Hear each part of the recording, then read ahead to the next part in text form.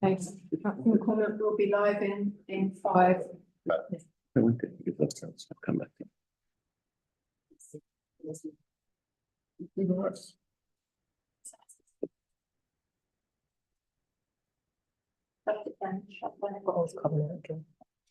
I'm hungry.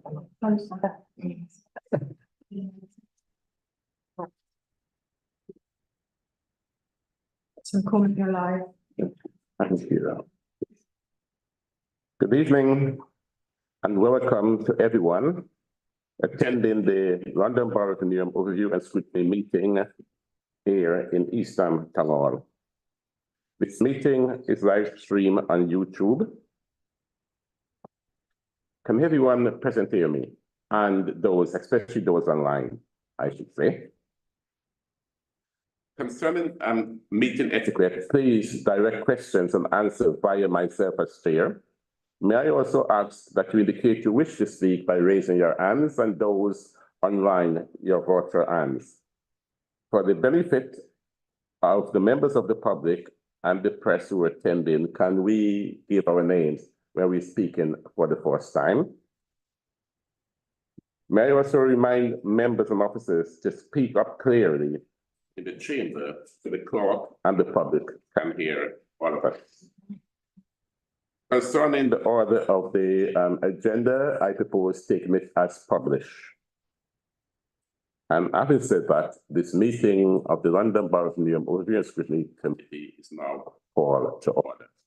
I will begin by introducing myself. I am Anthony McCormick. I'm Chair of Overview and Scrutiny Committee, and on my left is Councillor Susan Masters. I represent East Ham South Ward, and I'm also Chair of Health and Adult Social Care Scrutiny. Councillor Reach Shudder from Canning Town North. Councillor Lee Parkway from South. Paul Leslie, representing the voluntary community and faith sector. and Director of Corporate Services and Business Support. I'm Conrad Hall. I'm the Corporate Director of Resources and Section 151 Officer.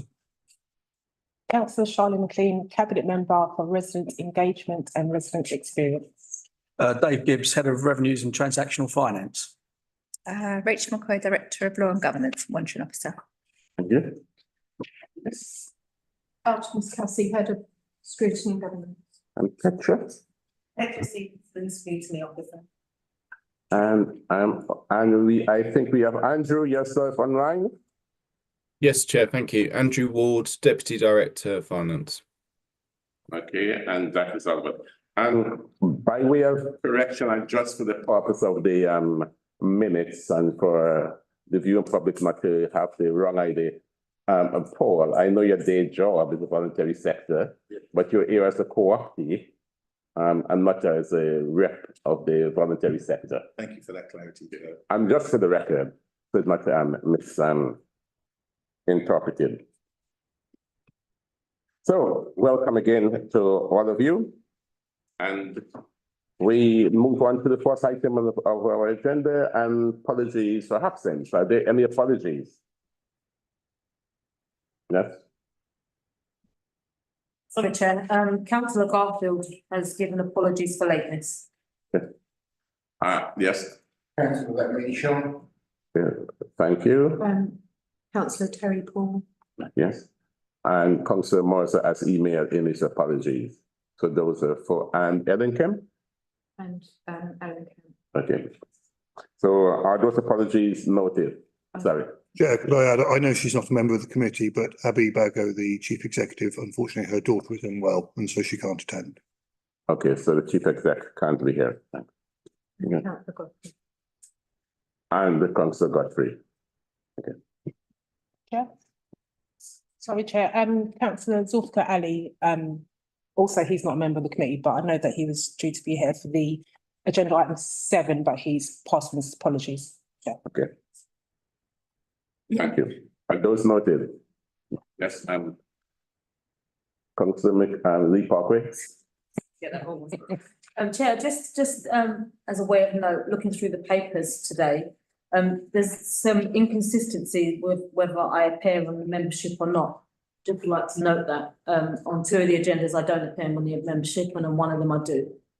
So I think it's just the change I have asked a few times. Okay, thanks for bringing that to our attention. Yeah. Okay, it's noted. Declaration of interest. Is there any member wishing to declare any interest? And I've seen the two hands, Councillor Lee Parkway. Chair, I'd like to declare an interest in regards to some of the agenda items. I work for a voluntary community faith sector charity within the borough. That's named within our papers. Yes. And the floor. And thank you, you rightly pointed out, in my day job, I also work in the voluntary community and faith sector, so they're an interest. Yeah. Are those apologies noted? Thank you, Chair. Sorry, declaration of interest, not apologies, declaration of interest. Right. Okay, so we then move on to the minutes. Colleagues, the minutes can be found on the supplementary agenda.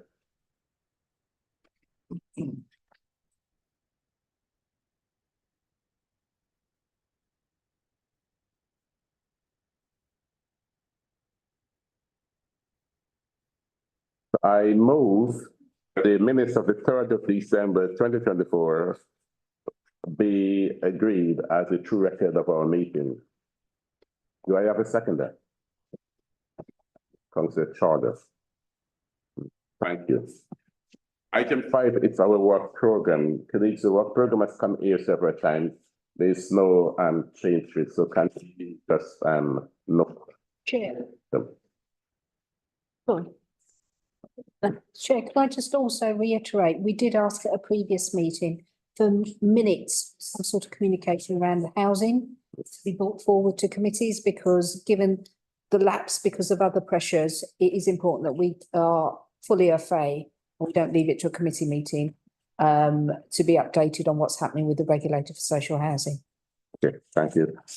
We will be having a meeting in about 2 weeks' time. That was in a meeting. Yeah, but that's noted. Can we, yes. Thank you. So, is there anything else in the work program? Is that, is it noted? Noted. Okay, and now we move on to our substantive items, which is item 6. But before I go on item 6, in terms of work programming, there's 2 items here that it's not in our work program, but then we are allowed to do this, is call in. And we are proposing to call in 2 items. And the 2 items is the carpenter's estate that would be, that project would be called in, and the people power places. So those are the 2 will be called in. Within the next day or 2, the relevant paperwork will be making its way to the executive and the chief exec, and the process will then be kicked off. But that's by way of announcement. Conrad. That's helpful notification. Thank you, Chair. I don't know exactly offhand, but I'm sure it could be checked, what the procedural deadline is for submission of the relevant paperwork. But presumably, 12th of February. I think it has to be, yeah, that's what I was slightly concerned when you said in the next day or 2, Yeah, maybe tomorrow. Regarding the carpenters, I spoke with Paul last week, and I gave him the heads up that that's going to be called in. And he was appreciative of that. We have until the 12th to get the paperwork in. So after this meeting, by tomorrow, the paperwork will be flying its way to the chief exec office.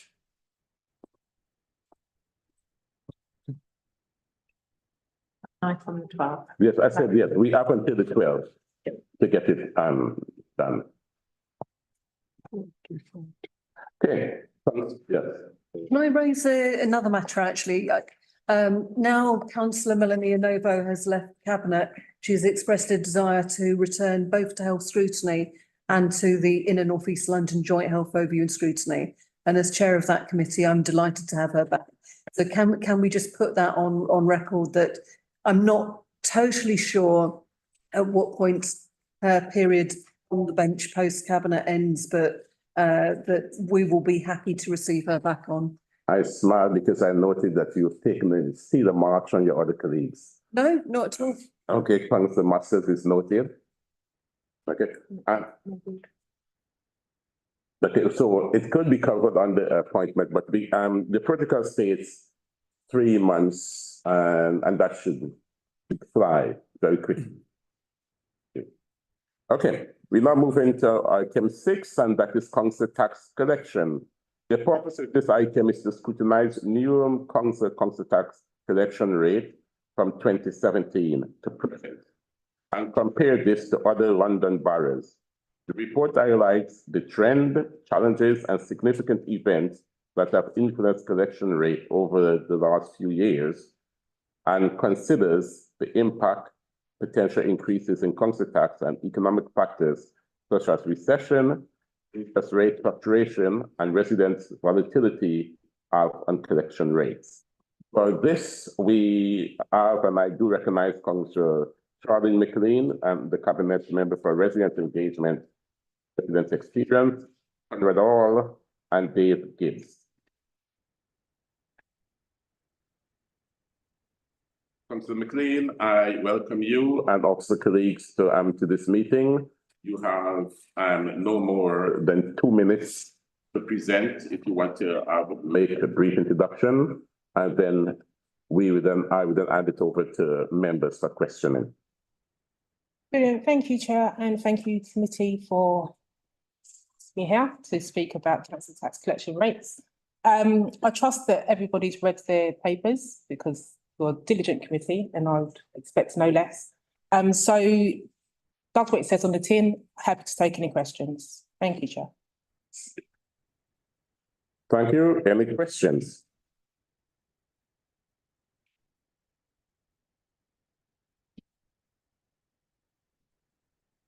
Chair, if I may, just while you wait for questions, should I just introduce the officers and their role in this? Would that be helpful? Okay, thank you. So I'm Conrad Hall, I'm the Corporate Director of Resources, so council tax sits under me as part of that department.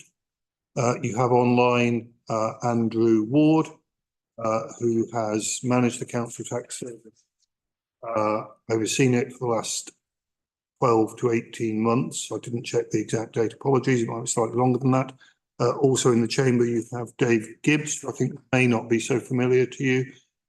Dave works for the council on other debt collection and related activities, and we have seconded him to oversee council tax for at least the next 6 to 12 months, on the basis, obviously, of recognising that there are issues there want some extra expertise and capacity to help address. So just if it's helpful to sort of explain who's who in terms of the officers, Chair. Yeah, thank you, Conrad. Right, Councillor Masters and Charter. Okay, looking at the table of collection rates, what I find really shocking is the only council that we have illustrations for that is below us is Hackney, and Hackney were the victims of a cyber attack, so that's their explanation. So I'm not really clear what ours is. Okay, so which table is it you're speaking about? I'm speaking about Fig 4.2 on page 22 in our report, 2 in yours, I think. Yeah, thank you for that question, Susan. So yeah, I mean, it's not great that we are so low down in the rankings for in-year collections.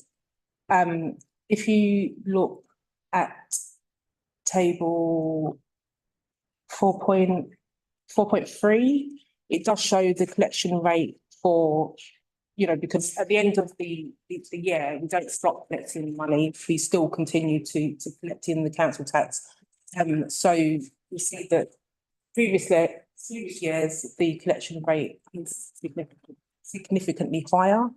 But yeah, you're right, the in-year collection rate is not great. Well, in 2023, it says that over £12 million was collected, which seems quite incredible. That is on page 20. That's the table Charlene councillor McLean just referred to. I don't know whether that table's correct, but that does seem like a hell of a lot of money. So it is a cumulative figure, I take it. Is it not? About 12.7 million. Yeah, Conrad? Yeah, would it be helpful if I just gave a little bit of a necessary accountancy about the understanding of the figures, just so everyone's same page, if you like. So there are two measures that are important in council tax collection. Well, there are lots, obviously, but two sort of fundamental ones. Ultimately, the most important measure issued you eventually collect. Now, clearly, it's better to collect it sooner rather than later, but ultimately what matters is how much of the debt you collect. We refer to that as the lifetime collection rate. And although, of course, in a perfect world, one would want to collect everything, you know, the reality is that there's always going to be several million uncollected, because that's, 5% of 100 million, for example, or 4%, is going to be 4 or 5 million. So just given the scale of it, you're obviously always going to have substantial sums that are never recouped. And that's just true for all councils. Second measure, and the one that we use because that's the best benchmark level, is the in-year collection rate. So during, for example, the 2024-25 year, how much of the council tax that was issued in that year you actually collect. And that is what I would call a kind of really important lead indicator.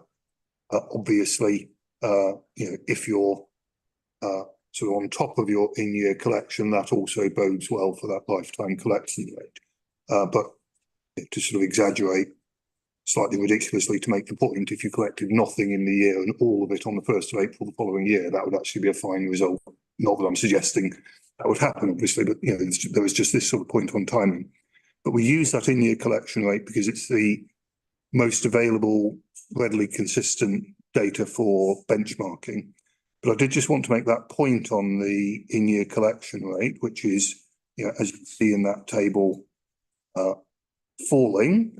No one is suggesting that this is a straightforward situation or the result that people would want to see. But the lifetime collection rates, once you add up all the money we receive subsequently, so into 21 and 22, for example, are rather better than those in-year rates.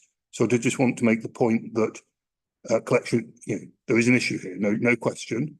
Collection is not as good as it needs to be, but that the lifetime collection rate that you see at that table in 4.3 shows that there is a fair element of the problem that is about late collection more than it is non-collection.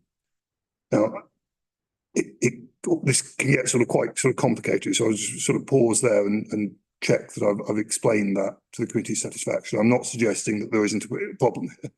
When it says uncollected, sorry, that's not uncollected then, if it's late. No, so if one looks at, let's take the 2021 year, for instance. So at the current point in time, there's 6.5 million or so uncollected council tax that relates to the year 2021-22, which is 94.7, shade under 95% of the total amount due for that year that was collected. That's more or less on the amount that we budget for collection. We don't budget for 100% collection because that would just be unrealistic. So you would expect, of course, the figure for 23 to be lower than that because some people will pay in arrears and only after we chase them considerably. But I'm just making the point that the data there shows that we are collecting more of the debt than that in-year rate shows, and that the 2023 figure at 91%, I think the data in that table strongly suggests that it's reasonable to assume that we will collect more of that over the coming, in this year and the year following, to get that rate up to the sort of 93, 94% that you see elsewhere, which is around about the figure that we budget for. So I'm not trying to suggest that this is all as one would want it to see. The council tax collection rate isn't as high as we would like it to be, but that the in-year rate that we referred to earlier is not the only measure, and this lifetime collection rate is an important one to understand. Does that help? Yeah, I've seen members want to come in. I give way to Councillor Masters, and I'm going to ask a question on this. Councillor Masters. We've got one of the most generous council tax reduction schemes amongst our neighbouring boroughs.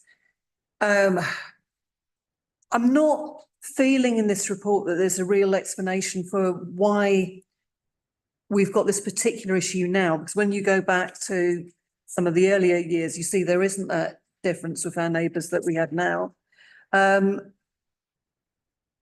I'm just wondering is it that there's a kind of cliff edge in terms of the way our council tax reduction scheme operates, and it's a situation where if you're suddenly earning a few pounds over a certain level, then it bounces right up from only paying 10% of council tax to paying the full amount? Or is there some other explanation? Because it talks about the transience of the borough housing issues, but those are factors that were there before to a large extent. And you'd think with our council tax reduction scheme, that would be sort of protecting our residents. So is there a problem within the council tax reduction scheme in terms of a lack of tapering, say, for example? I was just going to say, I think it's a number of things to be fair. I think that after COVID, it changed the way that people pay things. I mean, the energy rebate that we delivered in 2022, where we increased the number of people that signed up to pay by direct debit. A lot of people don't pay by direct debit, and they see council tax as something that is further down the bottom of priorities. So in my view, that's something that we're getting better at, as in reminding people to pay if they're slightly behind in their payments. But I think in the scheme of things, it factors quite low down in the rent, food, that sort of stuff, and council tax is just sort of down the pecking order. I don't know, if you Yeah, Andrew Ward. Andrew. Put his hand up. Thank you, Chair.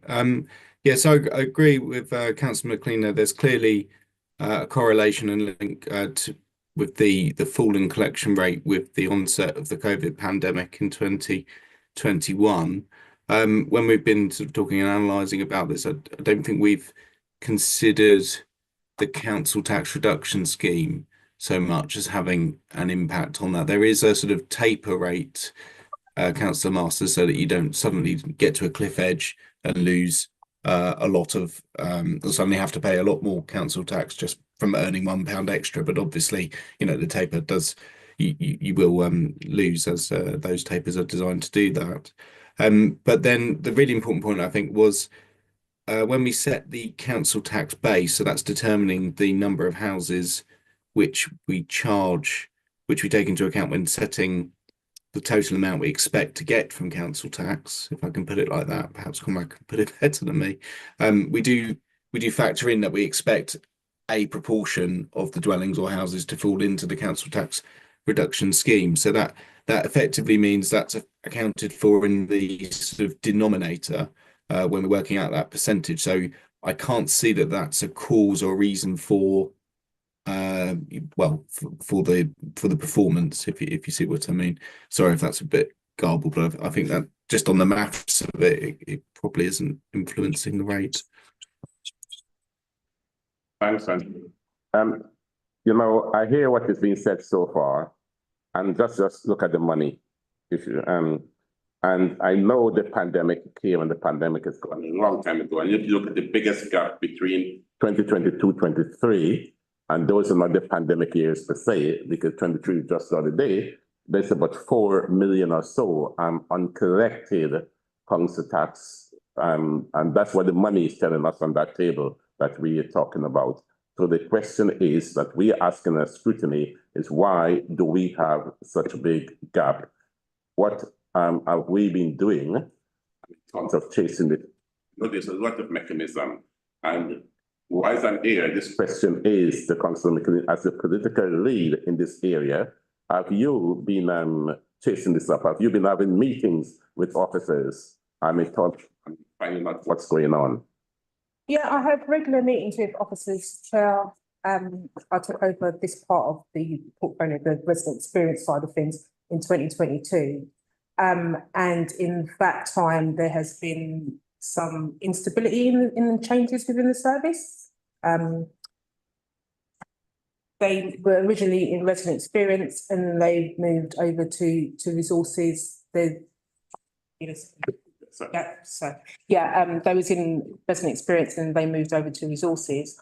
And in that time, there hasn't been a here in between the corporate director and the managers, like the service managers. So Dave has come in now to try to help to resolve that. We're going to talk to Dave in a minute. Welcome. Oh, yeah, just saying that David, not bringing him in. I said Dave has been brought in to fill that gap between between the corporate director and the managers.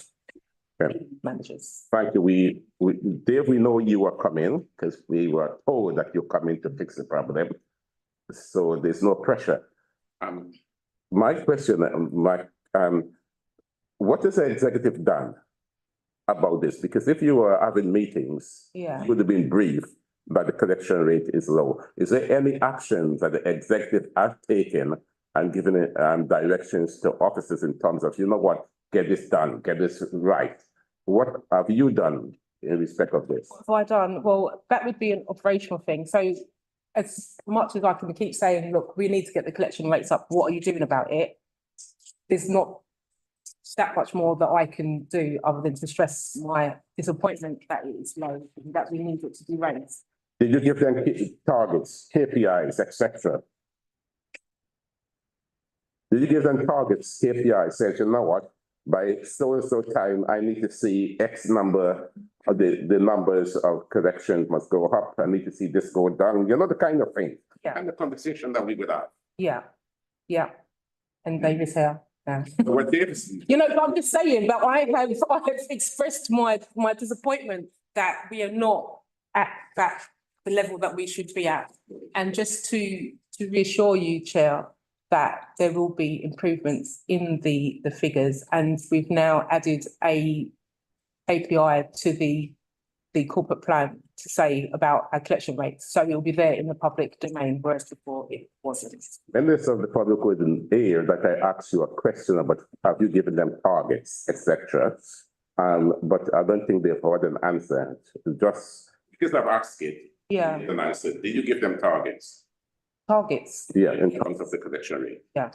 Okay, thank you. I see Councillor Charter, Lester and Carly. You pointed to Lester. You want to give way to him? Okay, my questions are a little bit kind of processy. In terms of, and this was a question that we were talking about previously, bailiffs. Does the council have a position on bailiffs? Because I think there was some suggestion that maybe in a previous term, there was a discussion about not going heavy use on bailiffs. Does that ring a bell in any way? Perhaps I should take that one because I actually manage the internal bailiff service. The answer to that question is no. The council tax are referring cases to the council's internal bailiff service, and we do obviously collect through the mechanisms that we have in place for bailiffs. But yes, we do. The cases are referred to the internal bailiff service. Internal. What about external? Did Yeah, so- you ever take a position on? No, that's the same. It's the same. Yes. So where the internal service has been unable to collect it Yeah. over a period of time, that's then referred externally for a second sort of crack at it, if you like. Okay, so and my other questions were 2 points. Bearing in mind that some of this is dependent on people's income and benefits go up and down, pension credit comes in and out of scope as well. How agile are our systems to be able to pick up when people's calculation may be reduced or because you'll appreciate from a casework point of view, a lot of what we see is people saying, I don't owe this. no, you do, and the council saying, yes, you do. And we always seem to be a bit behind the curve. So how agile is the system in managing this? It's probably a bit early for me to comment fully on that, but from what I've seen, I think we are fairly robust and fairly agile in what we do. We do update the system as and when the information becomes available. And does that come from DWP and HMRC? Yeah, DWP, as far as I'm aware, yes, that's right. And there isn't a problem with. I don't think that's the problem. If I'm being honest, I don't think that's the area of concern that I'd have, or I'd be focusing on, to be perfectly honest. This is your area of concern. Well, I think there is, has been discussed. I think there has been a hangover from COVID. I think people have been deprioritising council tax as a debt. I think we need to be quicker and more assertive in our recovery approach. And I think that's where we need to be. We need to be quicker in what we do. We need to engage with residents a lot quicker, be more have more preemptive action. I think the report mentions about SMS messages. It's not uncommon for people to receive SMS message to remind people that their instalment is due. We've not been doing enough of that, and that's what one of the plans or one of the actions is, to take that forward. And even in the last couple of weeks or so, we have issued a lot of SMS messages, and that's the way we're going to sort of proceed on that basis. And that's a good result with 20% feedback on the SMS. That's encouraging. And my final question, how long have you, no, this isn't my final question. This is a preemption to my final question. How long have you been with the borough? Nearly 15 years. No, sorry, in this role. Oh, sorry, about 5 weeks. 5 weeks, okay. It's still a fair question then, right? Because you know the council. One of the challenges for us on scrutiny is often that we're told that data's coming in front of us. And how can we how would you propose to provide quality assurance to the data you present to Councillor McLean and other people, in the context that there are some serious problems with data management in this organisation? How would you propose to quality assure the data you put before committees? And well, the information that we provide is also provided to as part of the QRC return, which means we have to, that data is published. QRC? We might have to fall to the. Do you know, it's always it's a statutory return to government. It's now MHCLG. Okay. Must be quarterly revenue. Whatever. Yeah, no, I've got sorry. Yeah. Yeah, so that information, and there's back impact, there's obviously reports from the system that's generated that would reconcile against those figures that we have to submit on a regular basis to central government. Okay, this isn't directed at yourself, but maybe, I don't know who can answer this. We also heard similar about the housing regulator when we were told about repairs and fire regulations as well. I'm going to push a little bit further. What quality assurance mechanisms, maybe Councillor McLean or Conrad, are you going to use to test, to put in place that the data you're getting is as accurate as it can be? McLean, do you want to start on it? I mean, you can only trust what you're given, isn't it? So we did with a regulator of housing, didn't we? Yeah. I don't have a lot of that to comment. I mean, I'm not aware that there's been, any suggestion or evidence that any of the information that's been provided on council tax collection rates was inaccurate, or obviously it's a system of over £100 million, over 110,000 residents, so there'll be individual cases where, of course, things are not quite as they should be and they get corrected. So the normal quality assurance systems that we have in place would apply, and so far as I'm aware, have worked. I mean, this is not a problem of that we didn't have the data or that the data we had was misleading. The issue was that sufficient attention to some of the collection techniques, as has been explained, for example, much more emphasis on SMS messaging hadn't been taking place. So, I mean, I hadn't intended to put additional quality control mechanisms in place because I'm not aware that there's a problem, therefore, that needs that. Fair point, but I'll go back to the regulator of social housing, and we weren't aware at that point either. And I'm not saying there is a problem, but what I'm saying is that should we be getting into a mindset where we actually think about quality assurance? This isn't to say that untoward things are happening, but how do you test the robustness of this data? It's an abstract question, but I think I would encourage maybe colleagues to go away and actually think about Yeah. that, because this is an issue that's going to come back to this committee and we'll want to see progress. Or sometimes the point is not that the data is inaccurate, so much as thinking about different ways to cut it in order to identify, what the problem is. For example, payment from this cohort of residents or non-collection during this period of time or whatever. Yeah, so in that sense, yeah. So And just one final question. Is this all wrapped up in the transformation programme? Because I have a big problem understanding what's transformation, what's business as usual that is transforming, and what's actually part of the transformation programme. So which camp are we in on this? This isn't the transformation programme. This is nothing to do, so we're not counting the return as savings or anything else later on down the line. No, this is Thank you, that'll do. bringing. Can I just follow up on the response? Trusting what we're given. We have to be a learning organization, and Councillor Charter is absolutely correct. I sat here, we were told stuff about housing, we accepted it, and then it's proven not to be so. So we should learn, and Councillor McLean, you do not want to be caught out, as some of us and our colleagues have been caught out in terms of trusting what we give.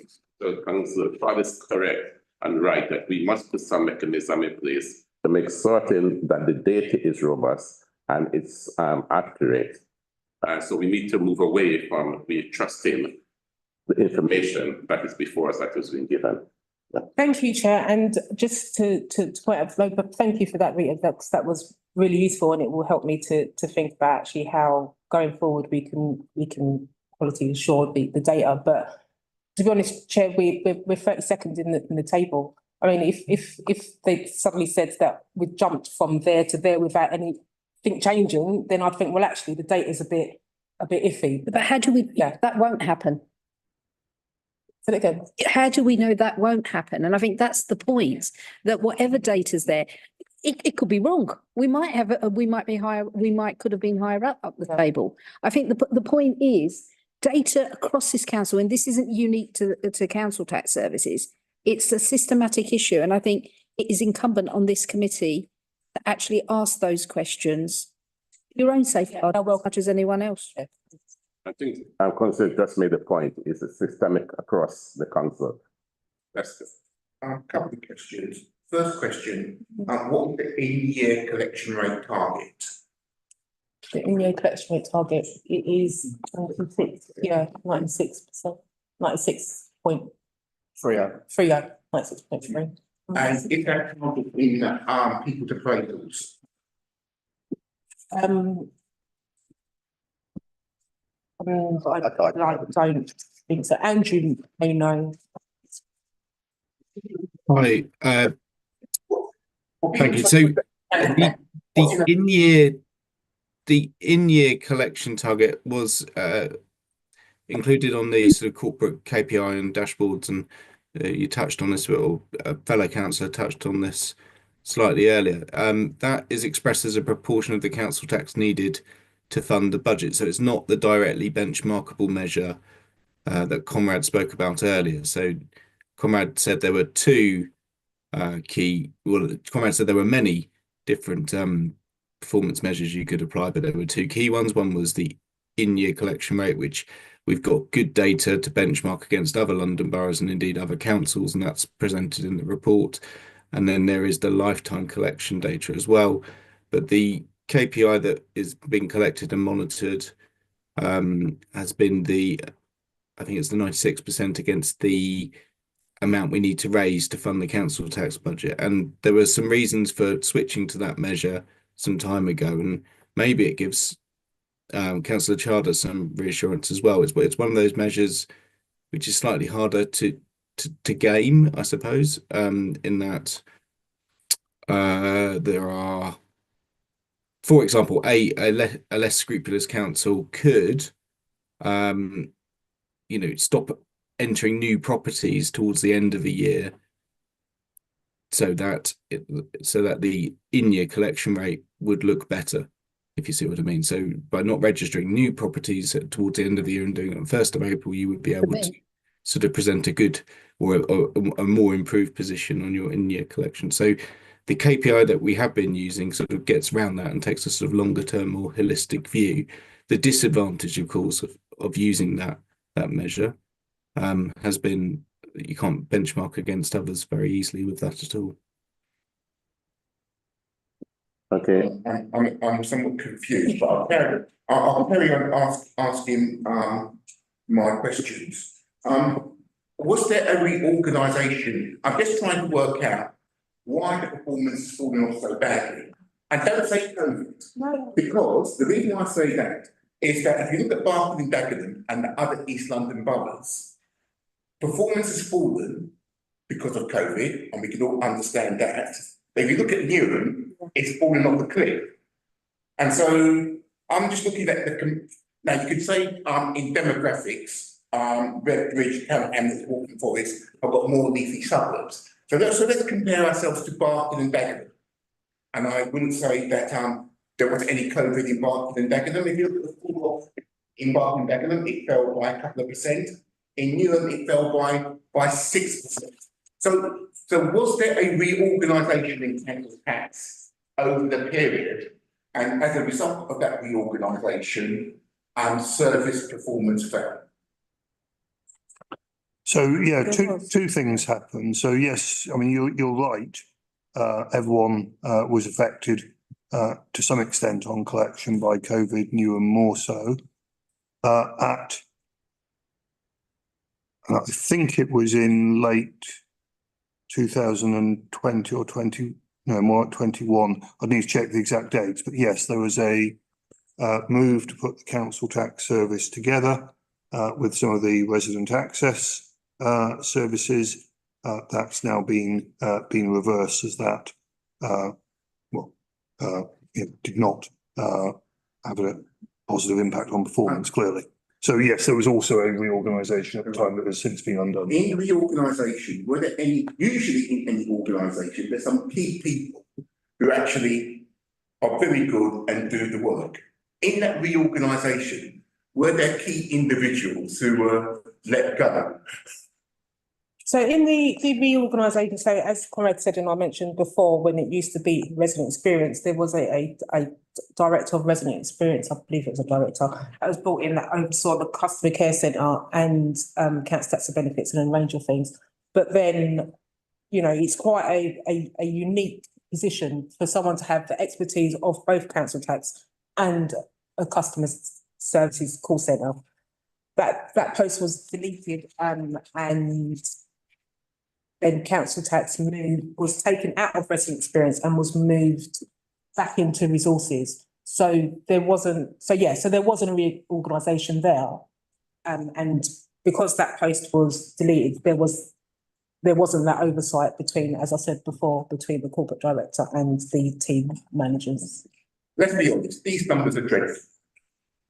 I mean, everyone wants to spend money, we can all understand that. But if you want to spend money, you've got to collect your taxes. Yeah. And it's quite obvious for a number of years, Newham Council has been very, very poor in the in-year collections. But because the numbers just said. So my next question is, what are you going to do to improve the council tax collection? What targets are going to be set? Are those targets going to be input in people's appraisals? And what monitoring is going to be done to ensure that usually what I find, if you monitor numbers, people tend to look at them and people tend to act.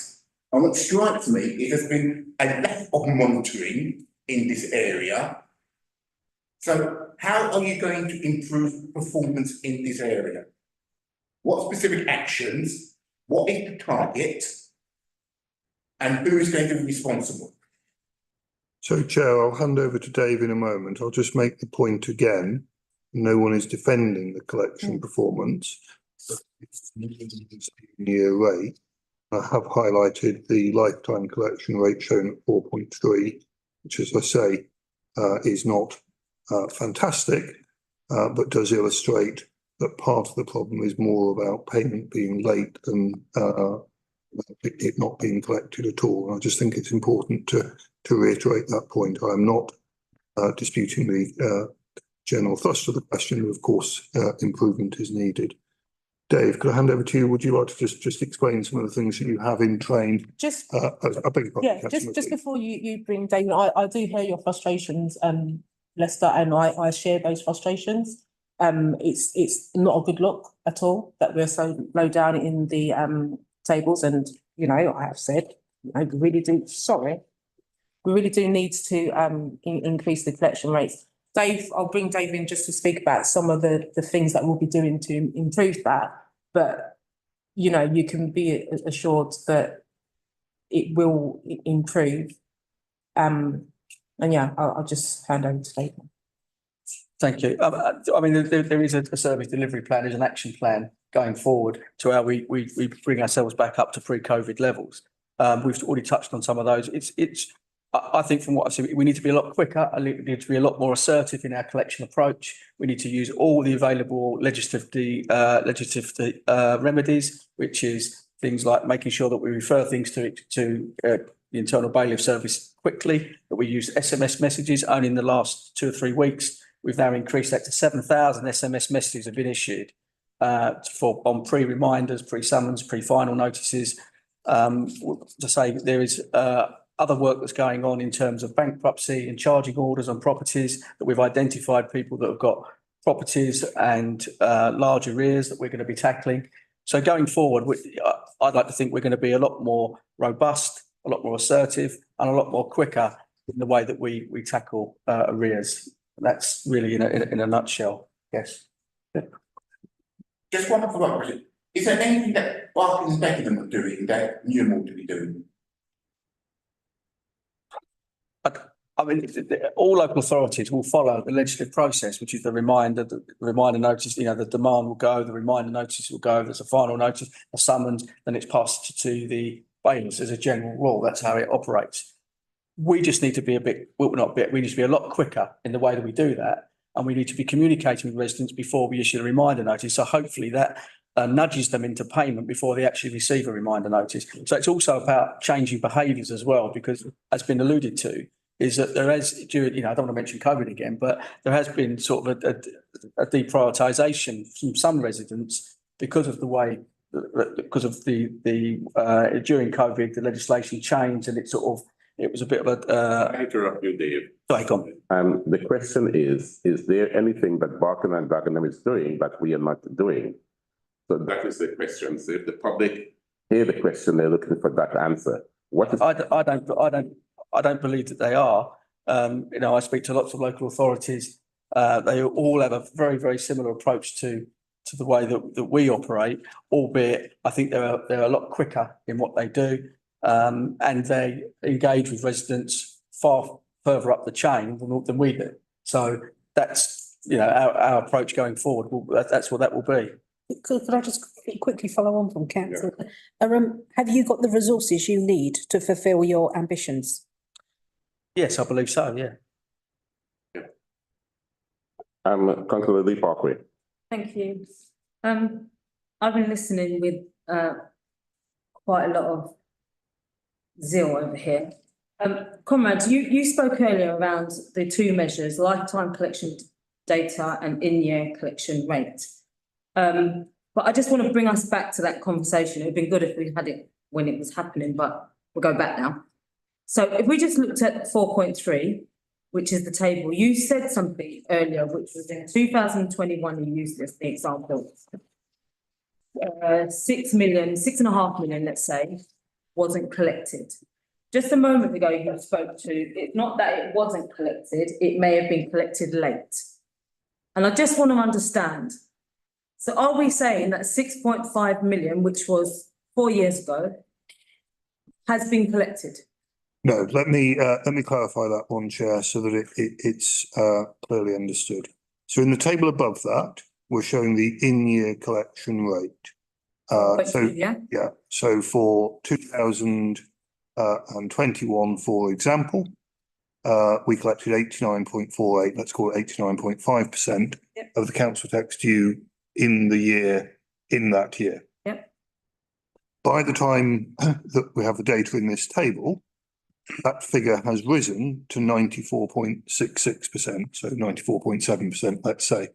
So in other words, although the in-year collection rate at 89.5% was clearly particularly poor, to some extent, the problem is one of late payment rather than non-payment. Yep. Because total collection has got up to around about 94.5%, had more, which is around about a little bit below still, so there's still an issue there, no one's disputing that, but around about the sort of budgeted assumption of the amount that we will eventually collect, because although we would like to collect every single penny of council tax due, the world's not like that. Okay. So does that clarify that? So, sorry if I didn't make that clearer earlier. That makes perfect sense now you've explained it. However, for the layman out there watching this, they don't really care about the percentage, they care about the pounds and the pennies.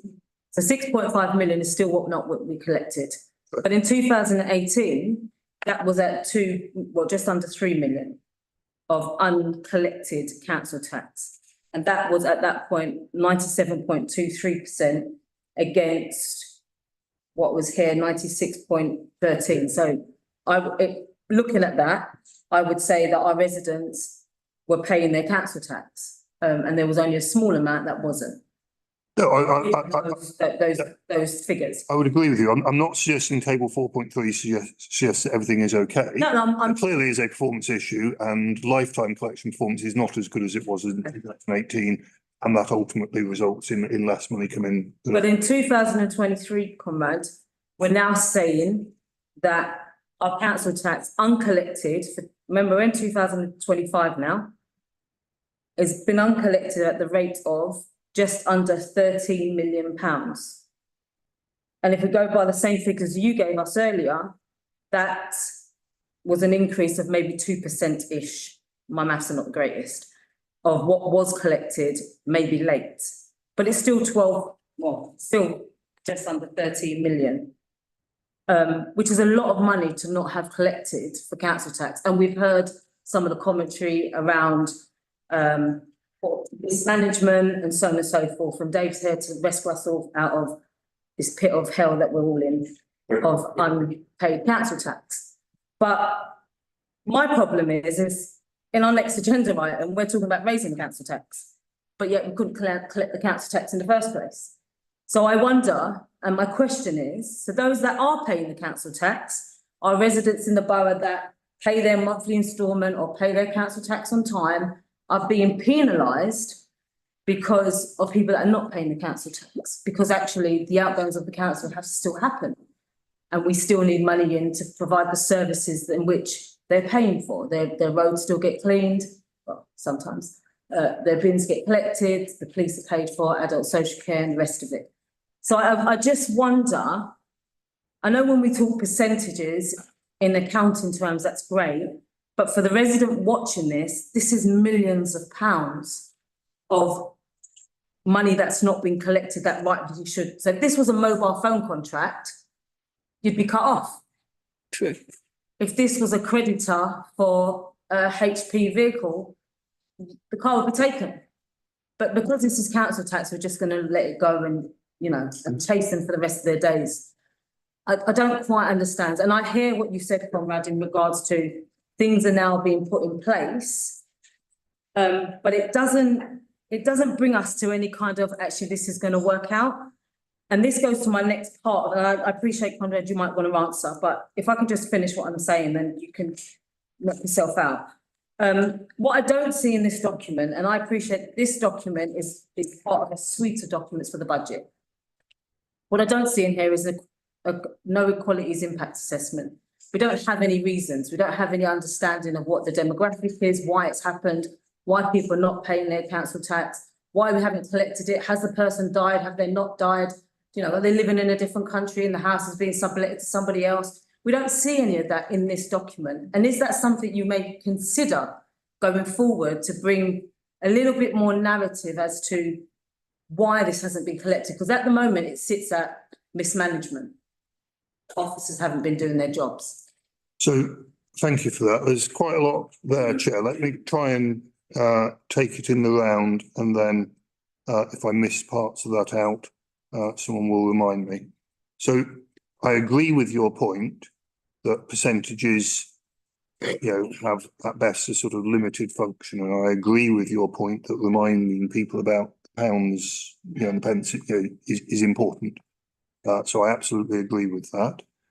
I think what table 4.3 does show you is that you would have, if things carried on as they are, you would have reasonable grounds for confidence on the basis that what happened in the past is, then likely what will happen in the future if nothing changes, that figure for 2023 will rise to around about 94, 95%, or doing some quick mental maths, something like 8 million odd would remain uncollected. Obviously we are looking to improve that. But that's why that table is there, to try and provide that further data. It is also worth making the point, and I appreciate, again, we're getting into percentages here, aren't we? But the net liability is rising substantially each year, as that table shows, and there are two reasons for that. One is that council tax has been increasing as an absolute rate. One is also, the number of properties in the borough are rising, so there are more properties on which tax is paid. Although the consequence of that is, even if you keep your collection rate at the same percentage, of course, the pounds uncollected will rise in line with that. I agree with you. It would be great if we could collect everything. We can't. No borough does. We have to be realistic. That there will be a number of cases that are, remain uncollected despite all efforts, and that the data shows that even when Newham's collection rate was better a few years ago, it still didn't benchmark particularly highly in London. And perhaps again, that's not surprising given the demographics and the economic circumstances of some of our residents. It will be different to. If we round up your responsibilities, different to some other parts of London where there are many more residents happy to pay by direct debit, for example. So that's always going to be an issue for Newham. We can, of course, provide further information on this where helpful. Just the last point. I mean, of course, you're right. If this was a mobile phone contract, we would cancel it, but we can't. If a resident chooses not to pay their council tax, that doesn't give us the right to refuse to provide services for them. I entirely understand the point you're making. It is nonetheless the case that when a resident doesn't pay, pursue them by whatever means we can, but we still have to continue to provide the services to them that they are due, and that is just the way the law operates. Thank you, Chair. I have a couple of others. You said couple of others. Yeah, well, I have waited all this time, so I might as well. I want to understand, Conrad, or maybe Andrew actually, how much money has been lost? How much are we actually losing out on? Is it the 12 million? So no, I mean, the way the accounting works is when we set the budget, we assume a lifetime collection rate for the council tax, typically around about sort of at the moment 94, 95%. So the fact that in 2023 we are currently below that rate does not have any immediate financial consequence for the council because of the way the accountancy works on that. If that figure was unchanged sort of 3, 4, 5 years down the line, we'd hope it won't be, but of course, if it were, that's when we would suffer the loss.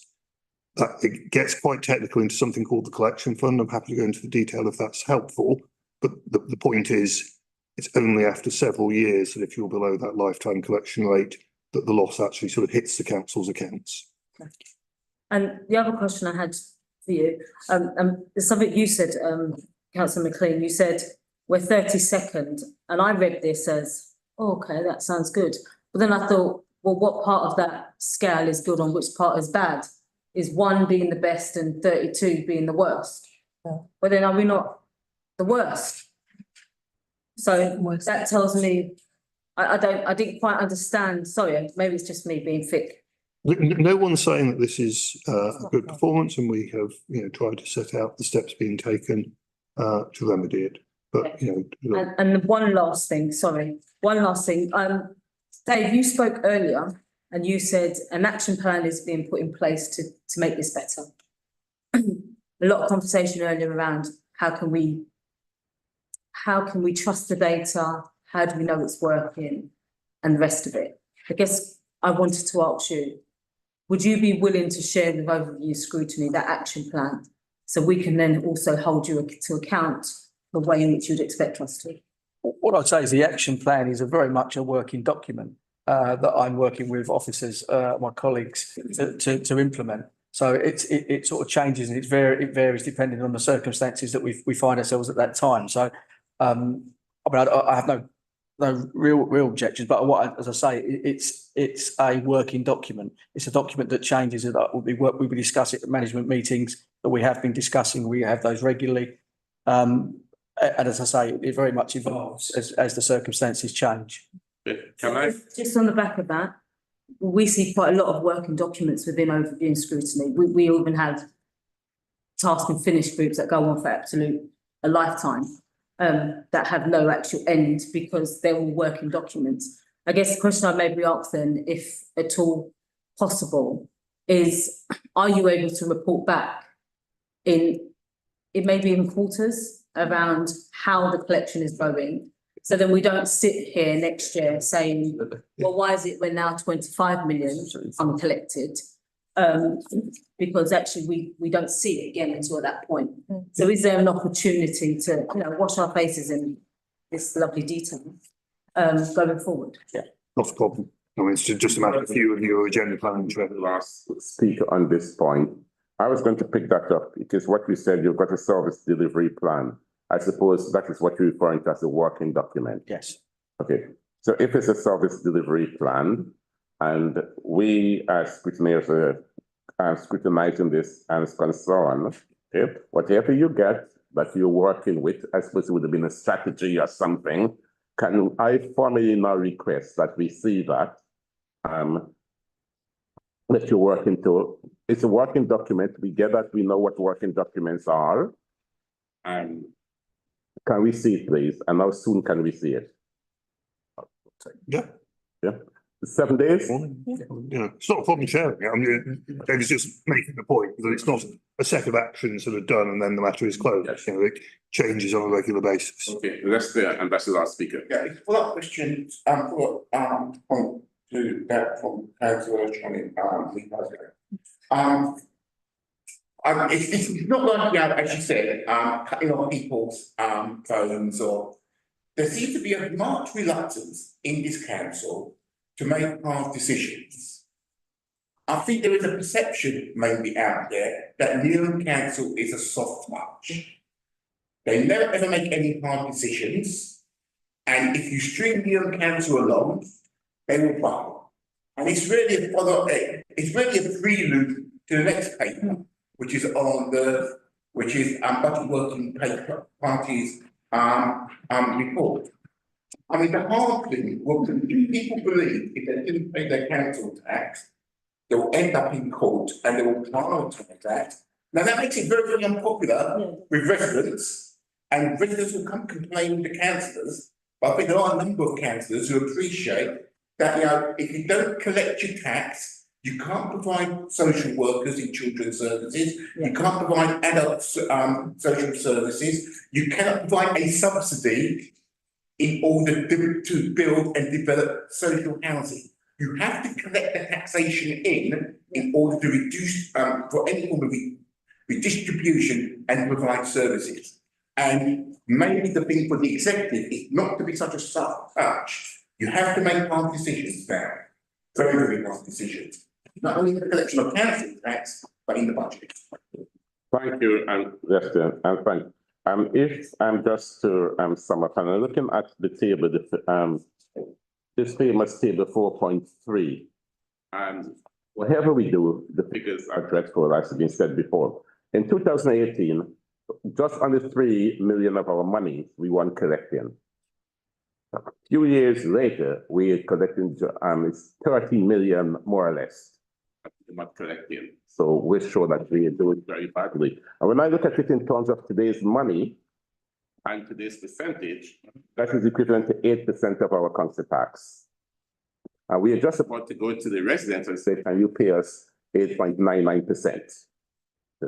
So that is now 8.33% of our council tax that we haven't collected. So we do need to improve the situation. I got the impression from the conversation that we've been having here that we are not monitoring this very well. And Dave, we now look to you that you've been brought in to make certain that the collection rate goes up.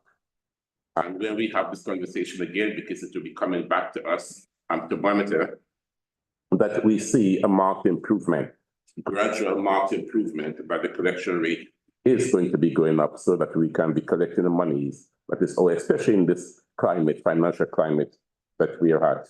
And I'm now told, or we are now told that the collection of the target is 96.3%. So from 89% as it is now to 93, we should be seeing incremental steps and growth. I'm tempted to ask Ben, but I'm not going to put you on the spot yet. But when you come back with the service plan, if you can say it, because unless you have targets, as I asked Councillor McLean and my colleague have said it, unless you have KPIs and saying we're going to get here by then and so on, we won't get there. Councillor Hudson mentioned putting it into people appraisals, etc. Anything that we need to do to get the figures up. And the impact assessment, which is missing, that is an important piece of work or document that because not just us, but the council need to know what's going on there. So we do need to see that. And that's it, I think, in terms of some of my notes that I wanted to measure. Oh, and the data. Councillor McLean, don't forget the data. It's not, what's given, because this has come back to bite us. And I suppose we in Scrutiny have a bird's eye view. The amount of time data has come to us from across the council and is not correct. So we can give you advice. It's good advice, take it. Don't just depend on what is given to you. Cross-check and do whatever we need to do.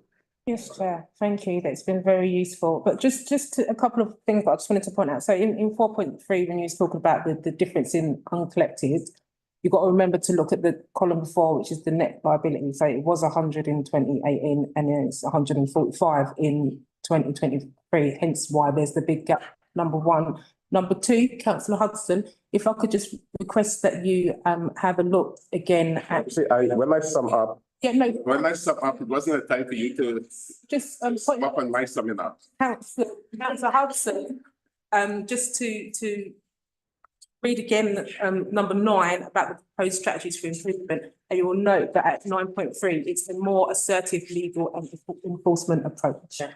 Yeah. Thank you. Okay. So Councillor McLean, you know what? I don't have the time to do it now, but if I've done 96.3% of 145 million, then we would have seen, that it was much more. It won't be 13 million uncollected if we stick to the target. So however it goes up, if we stick to the target, we still get a better collection rate. So that's what we need to stick to. Okay, thank you. Got the last word, Chair. Thank you. Yeah, I'm the chair. Yeah, no. Thank you. Okay. Can I go now? Okay, thank you very much for attending. Thank you. Extraordinary.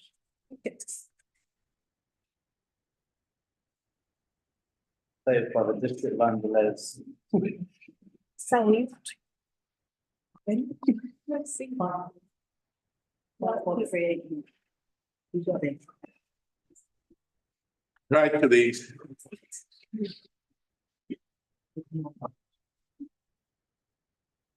I move that the key observations be noted.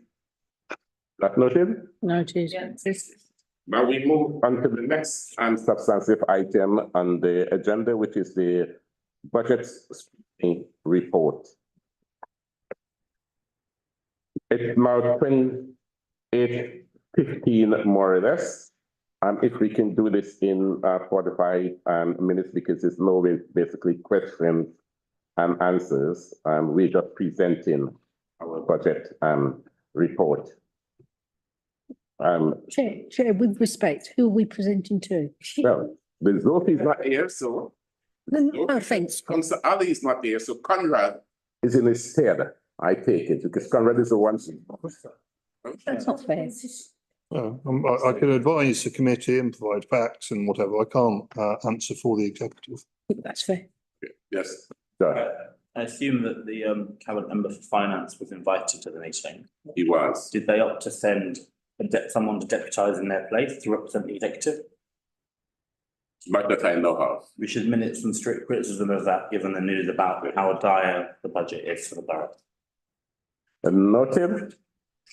I appreciate you coming from that, of course, but there are limits. You're not a politician. Understood. And I'm just reminded that he doesn't have a deputy, but the point is not lost because the executive has a lot of executive members. And collect someone, responsibility. and in fact, the very senior executive members are just there. And deputized. So Yes. the point you're making is not lost. Thank you. Colleagues, we have had just under a month or so, or just about a month, to have scrutinize the mayor's proposed budget that is the mayor would be taking to cabinet later the end of this month. And I should thank you all for the work that has been done and for the recommendations which we will be going through very shortly that has arrived at. Miriam Council Finances is not in an LT state, as we all will see from the report. We are running a very huge deficit or overspend. Currently, it's 45.5 for this year. Next year, at least, it's 84 million, but when we take into account efficiency savings, which is 22 million, and when we take into account the council tax, we would be about 51 million deficit. That 51 million, and I suppose for the viewing public, is money that it's in our budget, but we don't know where it's going to be coming from yet. That is what this basically means. So we know 22 million is going to be coming from savings. Some is going to, just under 6 million is going to be coming from council tax increases, and the rest we have to find, and I suppose we have to find it in here because we can't just back it down the road. Savings. We don't have a good track record in delivering savings. When you look at the moving average, I know we're improving as a council, but we are not there yet. So that 22 million, or that over the MTFS period, I think it's 71 million savings we have to find. Am I correct, Conrad? If 71 million over the 3 years period, we'll have to find. And because we do not have a track record of even collecting 90%, this year is 85%, that means we're not going to collect. If we continue at that rate, we're not going to collect that 75 million. And the place it's going to be coming from is reserves that we do not have, usable reserves that we do not have, because currently, from our calculation in the budget scrutiny, our usable reserve is teetering around 54 million. And we have a budget gap of 51 million. So therefore, we don't have the money. And we'd have to be very innovative and do stuff to find the money to be providing the services. The government is going to be, hopefully, we've gone to the government asking for 50 million or thereabout. I'm not sure, and this is a question I need to ask Conrad. Is it 46 million or 50 million of exceptional financial support? And when that comes in, that hopefully will just take us this year, hopefully, to prevent a 114 imminently. And for the viewing public, 114 is when the government sent in commissioners, professionals, and they come in and they take away elected members, the mayor and us councillors, ability to control our finances and to decide where we spend our money. And they just do the statutory spend services, and that's it. So we are not in a good place financially, and hence we need to be tightening our belt. And some of the things, one of the things I had when I thought about it is our discretionary spend. And even we might come to the stage where we even have to look at some of our capital spend that we are deciding upon. Now, one of those capital spend that came to my notice recently is the bridge across the docks. That bridge across the docks and the Royal Victoria Bridge, that is the capital spend that was going to saddle future councils for years to come with just under £1 million per year for the next 50 years or so. A bridge is going to be there nonetheless. So are those kind of stuff that we need to do, and those are the kind of stuff that this council need to pause and to think carefully in what kind of capital spend we need to be getting into. And Victoria Street was one of those that I said to the mayor when I presented, why not keep Victoria Street? And if you don't need to spend that money, build another property, and therefore you have two. The executive saw good sense and decided to give Victoria Street a lease of life for about 3 years with the possibility of 1 year. We hope they would keep it and repurpose that building in some way. We don't have the money. We have to be thinking smartly. I would just say that. So thank you all, thanks officers for the work that we have done so far. Right. So, Councillor Zopi is not here, so Conrad, although we're supposed to be presented this to a politician, you're the Section 151 officer, so you're the next best person we have. And I've noticed Councillor Masters, and I've been given advance notice that Councillor Masters needs to brought to our attention some recommendation issues. Correct. Just to clarify, I think the budget working party is presenting to overview and scrutiny its work. So in a sense, it's a conversation for members. Obviously, if there are any clarification questions around an able to. That makes sense, thank you. Thanks. Really helpful. And back at home then. No. Thank you, Correct. Chair, would you like me to add some sort of factual points that might be relevant to your discussion? Yes, please. Yes, you may, and then we bring in Susan with the recommendations issues. Okay. So the first point, you asked me to clarify the numbers on exceptional financial support. So just for the avoidance of doubt, there are two aspects to the application. Council tax, called technically a bespoke referendum limit, the ability, if members so vote for it, to raise council tax by 9% next year, has, as members know, been agreed. The second part of it is what's called capitalisation. So the ability against normal accounting rules to use the proceeds of disposals of our surplus assets to cover day-to-day expenditure rather than to fund new capital investment. And that has not yet been agreed. As I think we've set out throughout the process, we didn't expect to get a decision on that until pretty close to the council date of 27th of February, conceivably even after that.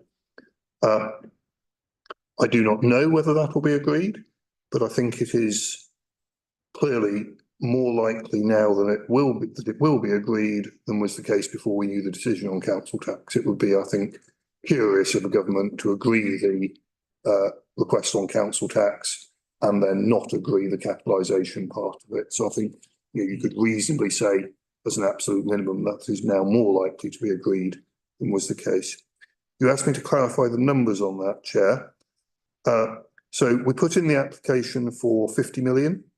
You're correct that the strictly speaking required figure was 46 million. You know, the difference was just some contingency built in to allow for whatever may happen in the year. We have subsequently changed that figure to 51.2 million because that was based on a request of council tax at 10% rather than 9%. 0.2 million is the difference between those two. So that just explains those figures. I do not know the figures for the sector, but as I've said consistently, and this is backed up more and more by conversations taking place within the sector, we know that there will be in this position this year than were the case last year. I'm aware of 7, including Newham, within London, so 20% say 1 in 5 London boroughs, which does make the point, and SIPFA, the Chartered Institute of Public Finance and Accountancy, and others have made this point that this is becoming normalised for the sector and speaks to significant funding issues for the whole local authority sector rather than just actions that Newham has or has not taken. Section 114 was mentioned. So again, just to be clear on that, if the budget cannot be balanced, I would be under a duty to issue a section 114 notice, but I do need to be very clear about what that is and what it isn't. So firstly, just for the avoidance of doubt, the Minister of Housing, Communities and Local Government have made it very clear that they regard provision of exceptional financial support as obviating the need for section 114 notices to be issued. I might even argue that that's part of their policy intent in using it. A section 114 notice, I mean, strictly speaking, what it does is require the council to hold a meeting to consider the report.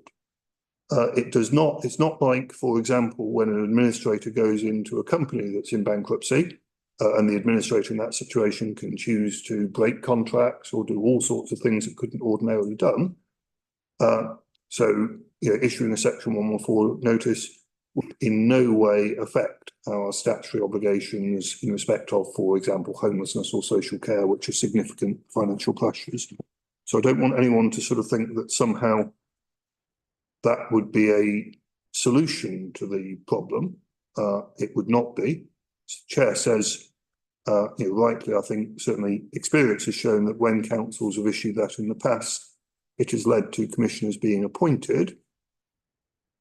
It is less clear that that is the case or would be the case in the future.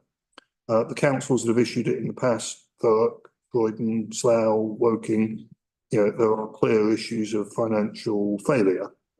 Whereas the situation for Newham and increasingly more and more of the sector is that there is simply a mismatch between the funding provided and the responsibilities on councils. What the future holds for that, we will have to wait and see what the spending review and local government finance review bring. I can't say I'm terribly hopeful on that. If you look at the economic situation and growth, it doesn't speak to the likely provision of sufficient funding for the level of services that local authorities are currently required to carry out. And that is why the draft budget report to Cabinet in January explicitly said this is not a sustainable financial strategy. And that is repeated in the report that's about to be published for Cabinet on the 18th of February. The fact that it is not a sustainable financial strategy does not mean that we have identified an alternative that would be sustainable. And again, this goes to the whole point, financial sustainability of the sector. So I do think that is very important context. Lastly, if I may, Chair, just on the recommendations that the committee have made, I think there are likely to be significant practical issues with the proposal that all discretionary expenditure above £50,000 should be approved by council. I think it may need some clarification of that because the recommendation appears to be referring to things that are outside of the budget requiring approval by council. Sort of by definition, once the budget is set, that legally is called the budget and part of the budget and policy framework. Cabinet can't take decisions outside of that. So I think that it might be helpful to have a discussion on what the precise intent behind that recommendation was to make sure that it reflects what you need. The other point that I would make is that there was a detailed commentary provided on a number of the individual savings proposals, some of which Overview and Scrutiny Committee is entirely within their rights to do so. They disagreed with those savings proposals. Others also that a review of those was recommended. Clearly, given that the budget will be set in the next few days, it's not possible to conduct a fundamental review of those proposals. So I think it would be helpful to kind of confirm what the intent of that was. The way I read it, your current position is that those should not be included within the budget, but I may be mistaken in that. Certainly, if one adds up all of those proposals, I think we get somewhere over £6 million of savings that you have said either should not be taken or should be reviewed. And it'd be helpful to understand exactly what the intent of that was so that we can respond accordingly. I think that probably deals with the factual points that I'm able to, but I'm obviously here to assist as may be necessary. Thanks, Conrad. Chair, point of clarification, you're saying that you're now applying for 51 million, that's for this fiscal year. What about for the next fiscal year? What about for this fiscal year, the 16 million? Yeah, what's the status of that? That was always part of it, yes. You're correct, that should be added to it. Yeah. So the total amount that you're applying for is 67 million. Yeah. 67.2. Yes, we were told that at the budget evidence gathering session. As I understood it, though, the 16 million was the sale of assets. Are we now converting it into EFS, or is going to be still for the sale of assets? Same thing. Same thing. It's just EFS is the route by which we are, or we ask to be able to apply the receipts from the sale of assets to cover day-to-day expenditure. So the 16 was always part of it. But yes, happy to clarify. Thank you. Colleen. Thank you, Chair. Conrad, I had a question in regards to your commentary regarding section 114. Yep. What criterion is used not to call a section 114? This is a very live debate and matter of considerable concern within the sector. I mean, fundamentally, the legal test is the judgment of your section 151 officer, which I appreciate is not a terribly precise test, but there we go. The strong advice from the Ministry of Housing, Communities and Local Government and SIPFA is that exceptional financial support, whether in our case by flexible use of capital receipts or indeed borrowing, is being provided, or at least has not yet been rejected, then there would not be grounds for a section 114 report to be issued on the basis that there is a prospect that the budget will be balanced. This is where we get to the point where I describe the strategy as not being sustainable. If you look at some of the neighbouring boroughs also requiring exceptional financial support, they're beyond the point of asset sales. So they're in effect being required to borrow to cover next year's budget. And the year after that, they'll borrow even more to cover that year's budget, plus the interest on the previous year's borrowing and so on. And you don't need to project that too many years forward, a decade or so, until you probably get to the point when more than 100% of their budget will be consumed by interest payments. Nonetheless, even under that sort of rather extraordinary position, providing government is still providing that funding, it's not at all obvious that a section 114 notice would be required. And it is worth making the point that local government is actually relatively unique in UK public services. The NHS, DWP, all the others, so they're just funded by borrowing each year. So local authorities are, in a sense, in a sort of slightly different situation there. my view would be that government either needs to grasp the nettle and just say, we'll fund local authorities differently, although I think that would then, personal view, that would give rise to significant issues about local democratic accountability, because in effect, if the funding is entirely central, does raise a question, doesn't it, about what the role of elected politicians would be. Or it needs to provide funding to match the duties that it places on local authorities, or perhaps a more difficult conversation yet that, which is a much bigger question than Newham, someone is going to have to pay sooner or later, is to start looking at the nature of those duties and whether they are ones that as a society we can afford. Now, those are bigger questions than for me or for Newham. But it seems to me those are the three sort of plausible ways out of it. I suppose the fourth, of course, is to review taxation levels. Thank you, Colonel. And it's not lost on me, you asked about the 50K discretionary spend going to cabinet and retail. I'll come on to that as well, Chair, if I may, but a couple of other things in response. And I think after this, Chair, if we can go through the 10 key recommendations. About that, just conscious of time. You mentioned the fact that this group had, or the Budget Commission had, in some places in the detailed recommendations around people, places and resources, asked for things to be paused or reviewed.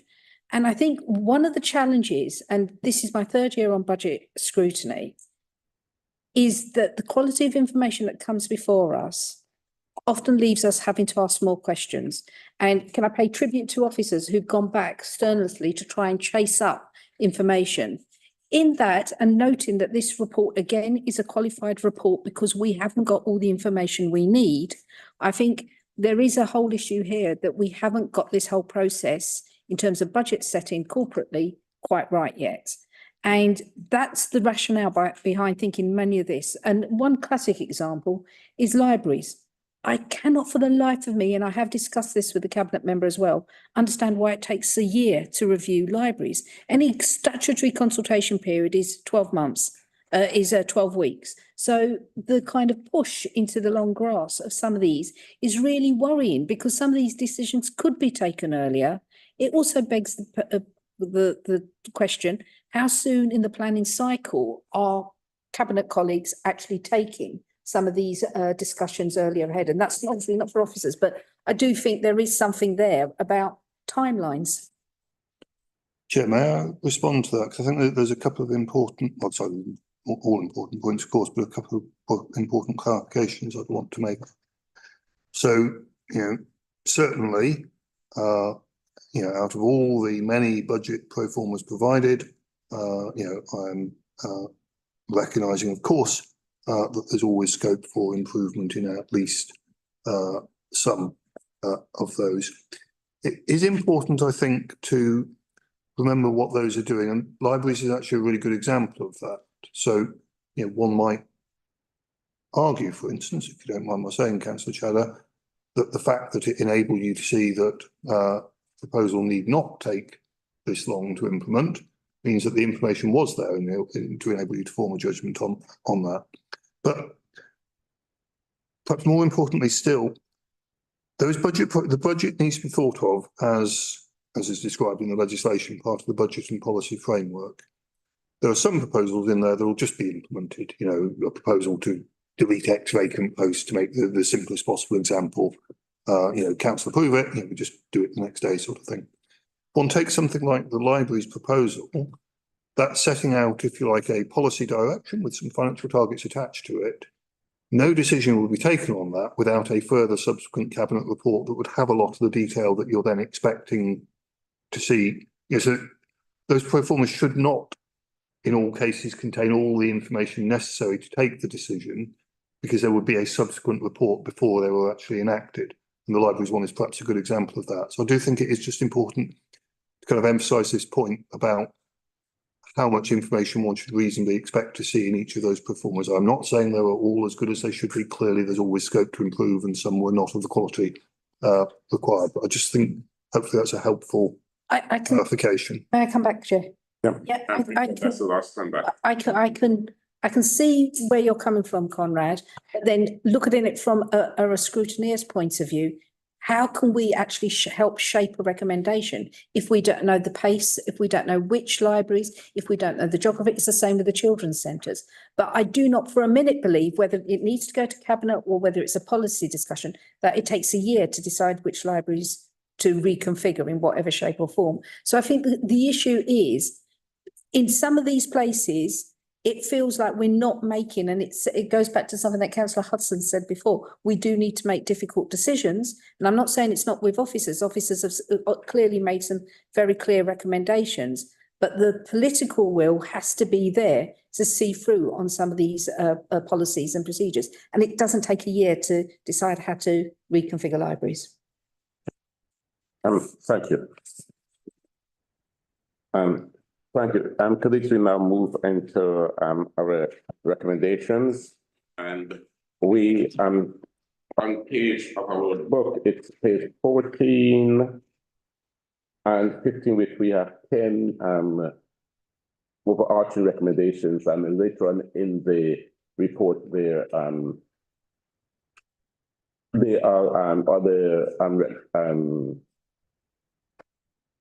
other chapters there that speak to these recommendations. Councillor Master, I do recognize you because you wanted to raise some issue on recommendations that you thought that we missed. Yeah, yes, I did. When we announced our recommendations last Thursday, we know there was a technical glitch, so they weren't actually sort of posted till the Saturday. There were a number of very specific recommendations made. We went through each proposal and came back with a very specific response. We realise officers have only really had the weekend to get this report together, which is a ridiculous timeline. But one of the things we found and we raised was that when it came to the umbrella recommendations, those were all in. But in terms of the specific recommendations requiring a specific saving or a specific further dive into getting more money out of a service, those parts have been left out. So before the meeting, we've gone through and we've tried to put those back into the report. So, for example, on recommendation 2, in terms of making further substantial savings in discretionary spending, 3 areas where these could be made were recommendation B15 around sort of speeding up the libraries review, which could get us more money in year, which colleague Councillor Child has already referred to. And also recommendation savings B5 and B6, which relate to the review of the events, cultural and heritage budget, and then the heritage archive and local studies resourcing. We think extra money should be found there.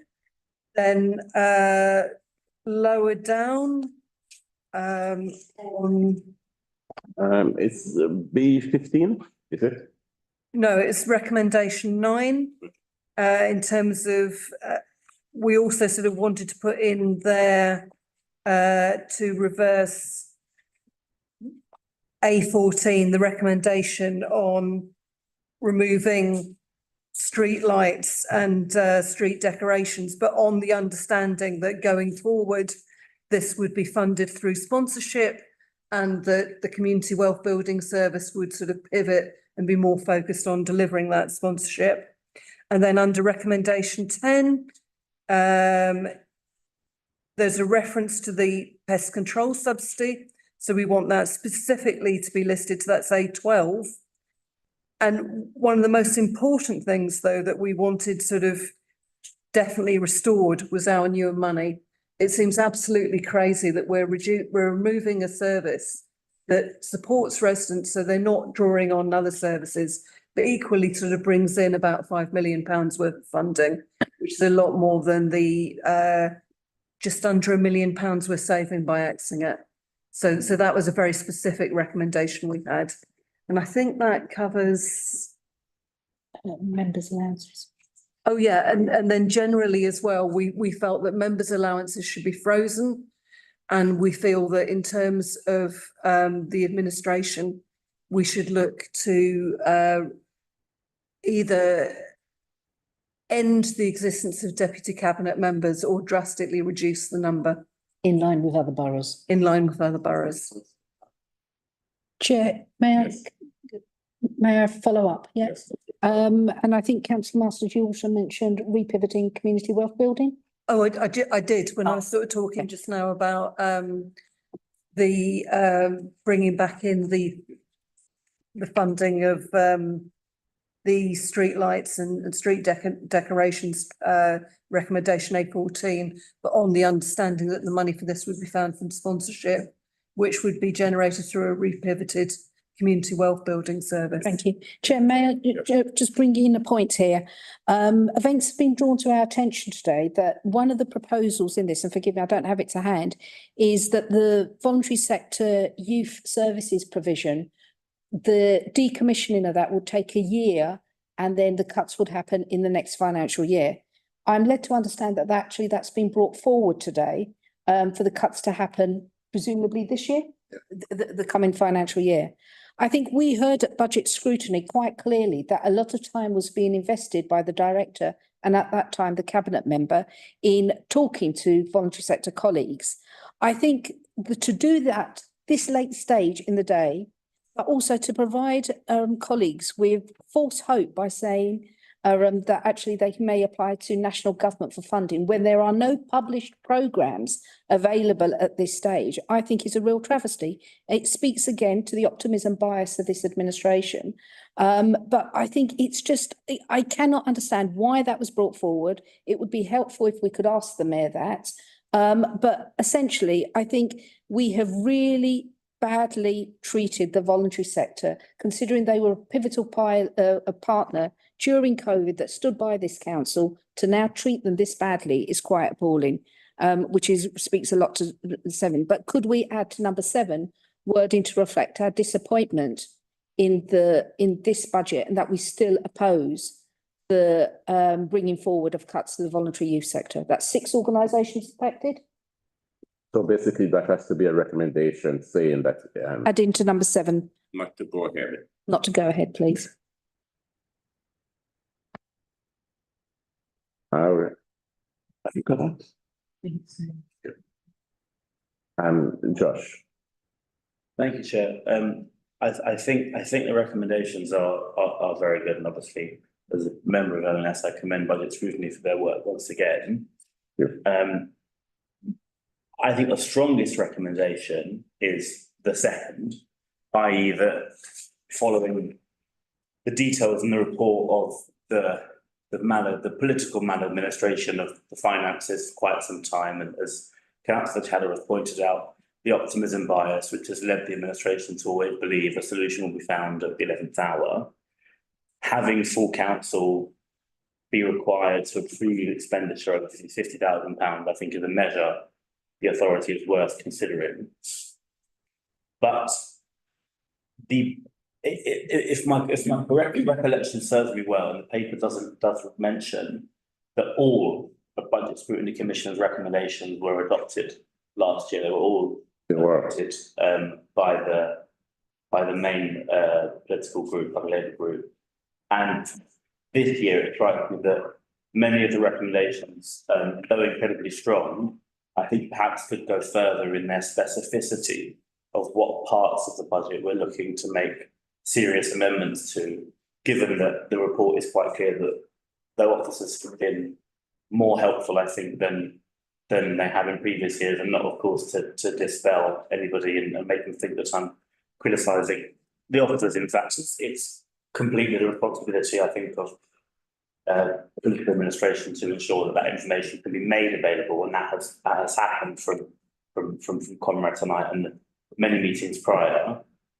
I think it's important that we actually highlight what changes need to be made both this year and, as Councillor Hudson has talked about, future years, because at the moment the only saving grace for this budget to be balanced, as Conrad has rightfully pointed out, as Section 151 officer, is through emergency financial support from the government and a humongous council tax increase, which again puts the burden on revenues.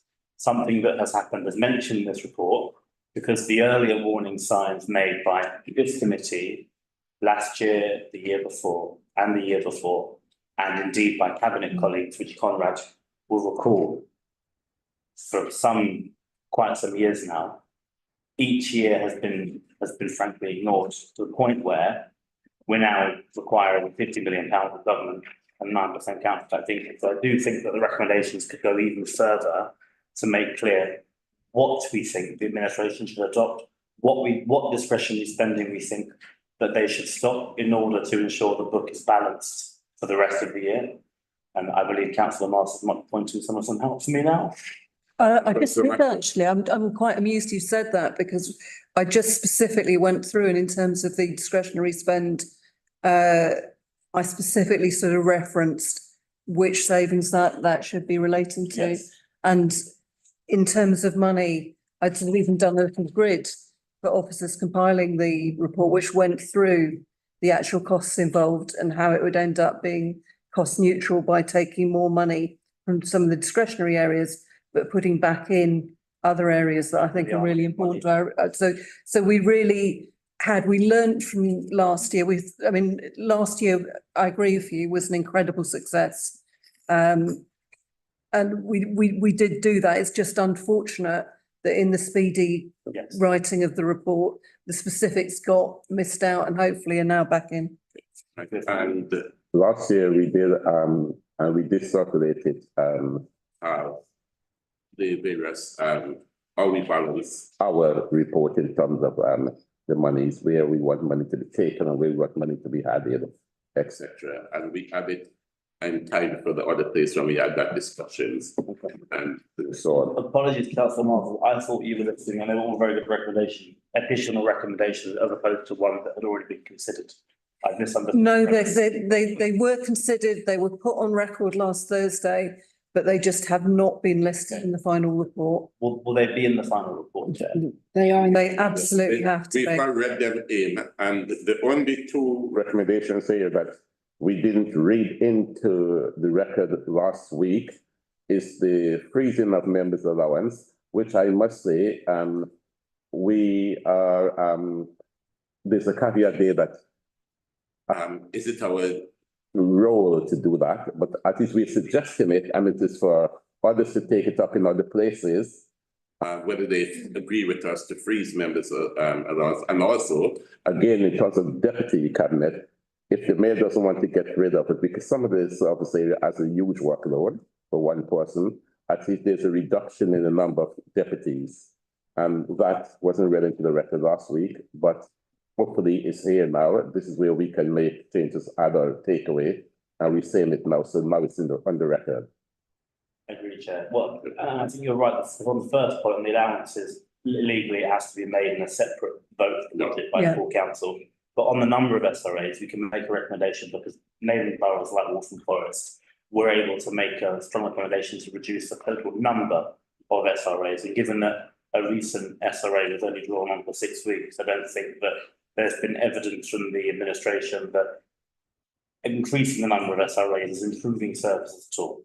So we can definitely recommend that they're perhaps halved in total number, which doesn't, of course, affect a recommendation financially until they're calculated by the administration, but we can still do so. Okay, thank you. And Robin. I just had a question, Chair, if you don't mind. So thinking about the budget recommendations, I'm specifically looking at recommendation 8 and the commentary around temporary accommodation. I guess my question, Chair, would be, in the budget setting process, have we worked the details through in the budget working process for the increase in persons presenting in the temporary accommodation cohort? What? Is that to me or to Conrad? I think. Okay. Conrad. So, I mean, all of your recommendations, sorry, not all of them, some of your recommendations are proposals to change what's in the draft budget, aren't they? Of course, you're perfectly entitled to do that, and you know, if you like, so I know this is sort of oversimplifying it slightly, but you sort of don't need to concern yourself too much with where the decision on that finally gets made around members' allowances, for example. You're just saying we think you should do this, and then you know other bodies take those decisions as needed. I mean, I do still have and you know want to kind of highlight this concern from the list of all of the detailed individual proposals that you've commented on to the effect of sort of disagree with or review. And of course, you're perfectly entitled to do that. But that adds up to some 6.4 million. So, for example, you know, to pick out the big ticket items of that, reducing the council tax reduction scheme support available to residents, 2.9 million. Comment on that was to disagree. Or our new money service, which we've discussed, £1 million there or thereabouts, you know, various others. I'm not sure I've heard at this meeting where you've proposed additional savings to balance that. Now, of course, you're entitled to suggest a budget that, you know, has fewer savings in it than the administration's proposed budget. But you know, what will happen is the administration will consider this. It will decide which, if any, of these you know, individual specific proposals to adopt and amend its budget accordingly or not, as the case may be, and council will vote on it. But I just think it is important to emphasise the point that from the information provided to me, it seems that you've been specific about certain proposals that you would not adopt, and you've suggested, as you're perfectly entitled to do, that you would go somewhat further in other areas. But I've not been able to see that those sort of balance off against one another. Okay. Thanks. I would. Yeah, go on. Let's go. Therefore, I don't think, Conrad, you've got the latest draft of the recommended budget changes. My understanding is that it is cost neutral. It's not really, but it's cost neutral.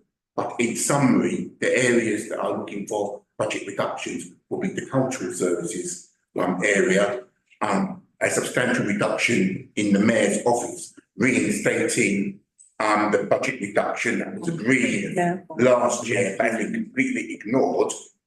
And I think there was one other area, I think maybe marketing. That's from my memory, but my understanding there is a detailed paper which is floating around, which actually provides a shows that the changes are budget neutral. And our apology, I mean, it is a somewhat truncated budget period that we're working in, but our apologies if you haven't received that information. No, I'm sure you're correct, Councillor Hudson. You always are on the numbers like that. I mean, if it is available, being able to see it, I might be able to advise the committee better if there is a copy available for this meeting. Thanks, Susan. Just picking up on the point you were making, Conrad, in terms of the council tax reduction scheme, I think the point that was made very clearly in the meeting was that this would be financed in terms of improved collection of council tax relating back to the last item. But just to be clear again, these are not new recommendations we're bringing to the table. They're recommendations, and we literally went through the individual proposals one by one on the Thursday when we returned our recommendations. And we asked at the time, because Councillor Charder had actually done a brilliant grid going through every proposal, divided up in the way we'd looked at the budget along people, place, resources lines, and asked that all the comments be recorded into that. And that then would have helped feed into the actual final report. But unfortunately, it hasn't been reflected in the recommendations that were pulled together this weekend. But it is there, and hopefully after this meeting, that work will be done. And yeah. Thanks for that your observation. If I get it right, you said it's 6.49 million. You cost our recommendation at 6.49 million. How much do you cost me? 6.4. I mean, you know, I could read it out if you want, but I'm not convinced that sort of trying to reconcile two sets of figures in the meeting is the best use of our time. I haven't got the other schedule that's referred to. Because obviously we would be looking at this. I just want your headline figures. Okay, thanks for that feedback, Conrad. And as I would say, we would try our utmost to make certain our recommendations are cost neutral and in fact add in terms of to the mayor's finances. But it's not our responsibility to do that, because when we as budget scrutiny is looking at this, we're looking at what is better for the people of Newham. For instance, our money is one of those things that we think our the residents of our barrier needs, because of this the demography and everything else in the barrier. Hear what you say is good practice, and we will try our utmost, but it's not our responsibility. Yes. What I will say is that in any recommendation that I made by Budget Working Party to change the budget, it will be neutral. So you have our assurance there. I just want clarity, Conrad, on what you said on recommendation on number 2 about new discretionary spend over 50,000. I mean, we know the financial situation is absolutely desperate, and what we're trying to do is to prevent Cabinet and the executive to produce new applications to spend money in the next fiscal year, which will make the budget. We're trying to help you, Conrad. Which will make the budget that bigger. If we have to change the constitution, if someone can provide us with wording to change the constitution, and we can ensure that at another place we can get agreement to that. Can I perhaps? I think I just want to be really clear about what the recommendation is and what it isn't. And although we can make changes to our constitution, we can't make changes to the legal framework. So when you set the budget, that forms part of what is called the budget and policy framework. And the way the law works is that, provided it goes within due process and schemes of delegation and all the rest of it, Cabinet can then take whatever decisions they want that are within that budget and policy framework. Obviously, you have the right to call them in and so on. But they therefore do not have the right to do anything that is outside of that. Now, obviously, one doesn't take these things to extreme. I mean, if they wanted to spend tuppence halfpenny that wasn't in the budget policy framework, obviously that would be ridiculous to sort of say they couldn't do that. But you sort of take the point. So if you're saying you don't want Cabinet to be able, or you want Council to review any proposed expenditure of 50,000 or more that is not within the budget framework, that is already the law. Cabinet cannot do that. If you're saying you want Council to review and authorise proposals to undertake discretionary expenditure that is within that budget and policy framework, then obviously that is a matter for the Council to determine. It could choose to do that. But you see that very important distinction that I'm trying to draw, which is why I'm trying to understand the recommendation, because it seems as though part of it is trying to solve an issue that the law already provides for. I'm just trying. I'll provide an example, and the example is the bridge to nowhere, which wasn't included in the budget in this fiscal year, and it appeared as a Cabinet paper, and we called it in. I don't believe that the bridge to nowhere, or for me to be more accurate, the Royal Victoria Bridge, I don't believe there was budgetary provision for that in the budget, was there? Kind of right. There was, because the capital programme included an unallocated amount to enable decisions to be taken as and when they arose during the year that would therefore be within that budget and policy framework. Now, clearly, that still leaves plenty of legitimate debate as to whether that was a good decision or not. But just for the avoidance of doubt, the proposed decision was lawful. This is the last one on that. I'm really worried by your last comment there, Conrad, because there was a bucket of capital. The financial situation is absolutely desperate. And what we haven't seen is a detailed capital budget which shows unallocated capital amounts.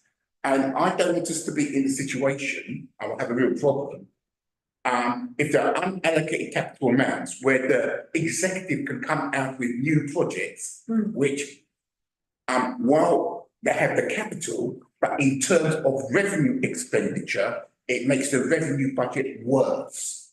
If you can see where I'm coming from. I mean, Chair, And maybe the issue is, we don't have capital budgets and it's more detailed. So that members of council, but backbenchers have very little discretion about these things. And if we don't see it, we can't question it. And the best example, I'm sorry, that's what I'm ranting on it. The £130 million, where there were 6 words to for that 2 years ago in the budget, was probably the worst example, obviously. And given that your financial situation, that's where we're coming from, Conrad, about the £50,000. So again, I just make the point, Chair, you know, if what you want is oversight of council oversight of items that are within the budget, you know, you can clearly do that. I mean, I think there are administrative issues in that, but you could choose to run the organisation that way. That's lawful. Where it is expenditure that's outside of that budget and policy framework, the law already provides that council would have to take those decisions. On the particular point about Royal Victoria Bridge, for better or worse, budget that council voted for included an unallocated capital sum to enable things to be brought forward expeditiously where it was thought advisable to do so, and provision for the interest costs on those, so that there's not a question as to whether that proposal was lawful, but I'm well aware that it's a matter on which there is considerable debate as to whether it's a good idea. Okay, thank you. I've seen your call in and I will bring you in. And Conrad, you set it out clearly, thank you. Basically what you're saying to us, if it's not in the framework, it's illegal and it can't be done anyway. What you're saying is that the bridge was in the capital framework and therefore it was lawful to have gone ahead. However, Scrutiny called it in, and since we called it in all those very months ago, I think a baby would have been born by then. It hasn't gone forward, but let's look at it. Or this was in the framework, Members at the time think that, you know what, this was money we shouldn't spend, and this was money that we could better spend elsewhere. And in fact, as we've noted today, is that it's just under £1 million pounds for the next 50 years. If it goes ahead in that way, we'll be paying, and that would be on the revenue budget. It's things like that members want to stop happening, and we say 50,000. And again, it would be for the politicians to make that decision, whether it's 50,000, 40,000, 100,000, whatever. But members made my point, Chair, about explaining. I know, but clearly, that's why you can choose to run the organisation this way. I think you may find it administrative. Members just want to say that discretionary spend, we need to pause, we need to look at it, and we need to stop some of those discretionary spend, because we don't want to lace the revenue budget with interest. Or as Councillor Hudson said, we do the capital spend and then the revenue budget have to come to run the thing. And we don't have those money right now. Thanks. Councillor. Chair, may I perhaps just make one more point? And I'm really not trying to be awkward, you know, to say, you know, choose to try and run the organisation this way. You know, if council agrees with you, then you can do so. I've always found this difference between statutory and discretionary spend somewhat awkward. Let me give you a really practical example. You know, all expenditure at much lower levels, you know, within my department, for example, I see in either authorise or don't. So not very long ago, there was the extension to an agency member of staff's contract in the finance department. Now, you could have just about sort of managed without that. I think it would have been a very bad idea to do so. But you could sort of make the argument that that was discretionary spend, because we could have just about chosen not to do it. Or you could sort of argue, well, it's in finance, it's therefore statutory somehow. There's quite a sort of ambiguous line on there. If you say council has got to approve everything over £50,000 that's got any sort of element of discretion in it, this is why I'm then anxious that you may find lots of things don't happen without council approving them. And I think there would need to be some very clear ground rules about what discretionary really means in that context for you to be able to operate it. That's the point that I'm concerned about. Okay. come back in like that and then not bring a card in because she's been waiting for a long time. Yes. No, go on, you said you want to come back on. No. Okay, so I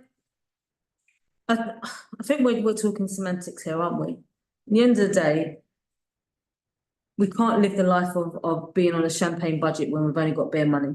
It's as simple as that. So, well, yeah, not even that, yeah, government juice.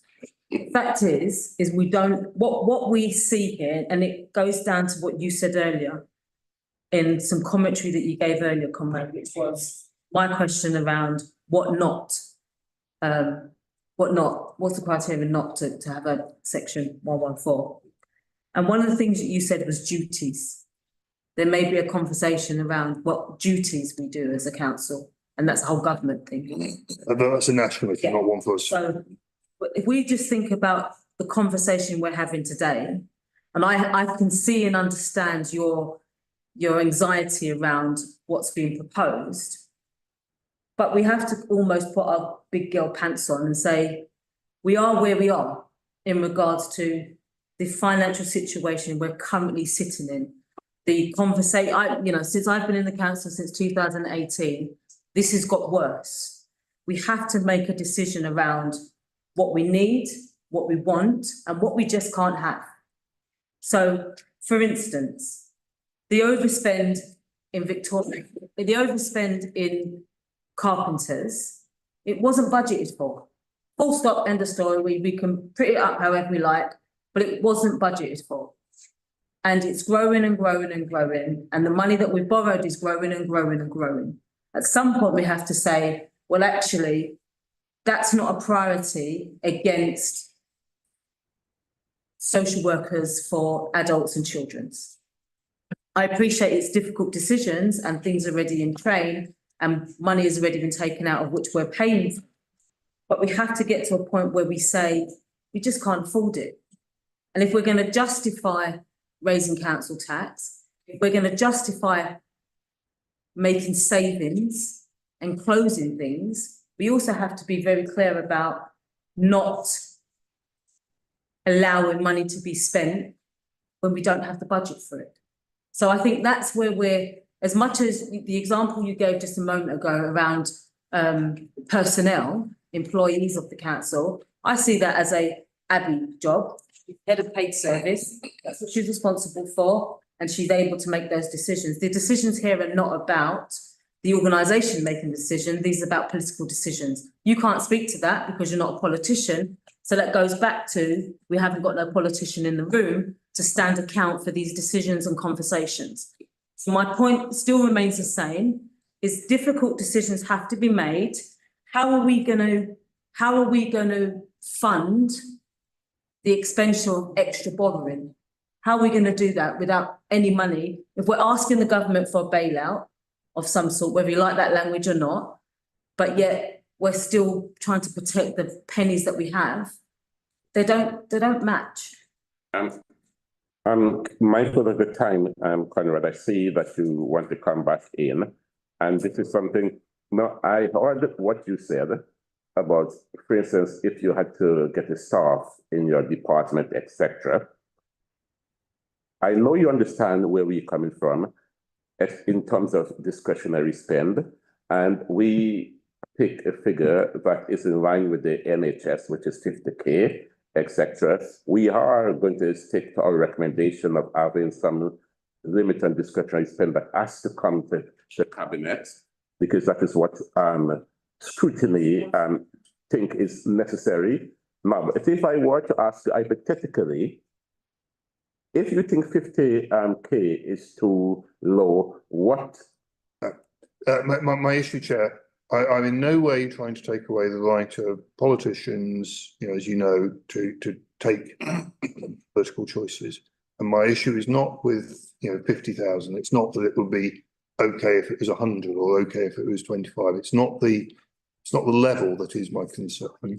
It's that without some description or agreed working of what we actually mean by discretionary, and that's why I gave the example that I did.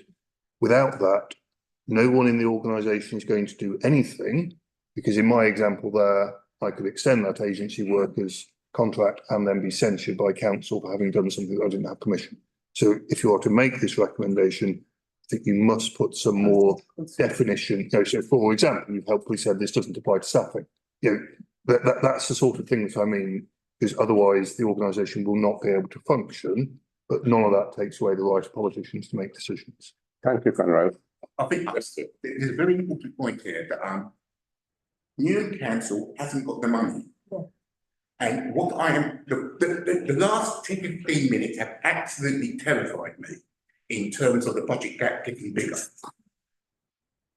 What we were trying to prevent was a situation where members of the executive would add to the liabilities and add to the budget gap by making decisions in the next fiscal year. And what we're trying to do is come up with a form of wording so that from the point of view of Newham Council, it understands that, there is no more money. I mean, you can tell I am absolutely flabbergasted. So that's where we're coming from, Conrad. Well, that is where I am coming from, because your financial situation is unsustainable. It is absolutely unsustainable.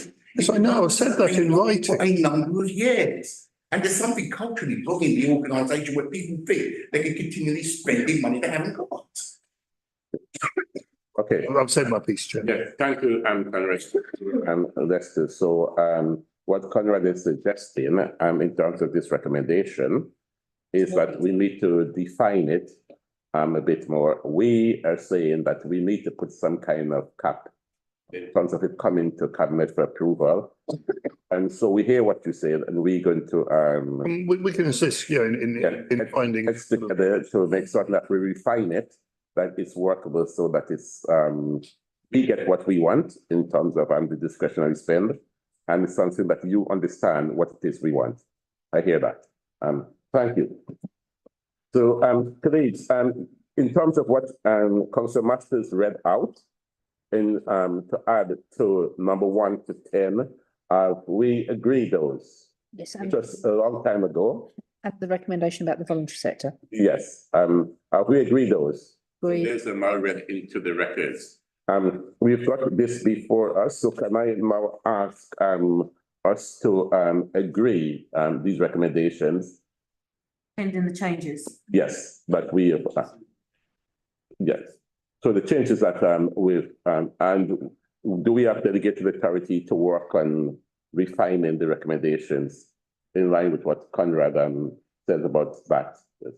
One point that's been raised that I think is a very good one is the idea of actually including a table in the report that proves that our recommendations are cost neutral as far as we can, because I think, we would all agree that when we were sort of looking at the numbers, there were some gaps where the information had not always been sort of included, and we just had to sort of take a vague guess at things. I think, and that's good, and I suppose for future scrutiny. Yeah, it's something we should always do. That should be a standing item. Yeah. That we do that. It was done Absolutely. last year. After this time, I remember officers worked and we had how much it was costing in terms of what we were suggesting, etc. So that is a good idea.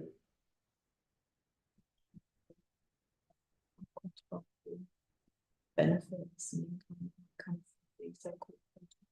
Yeah. Okay, so I was just reminded about we have a recommendation about hotel taxes, etc.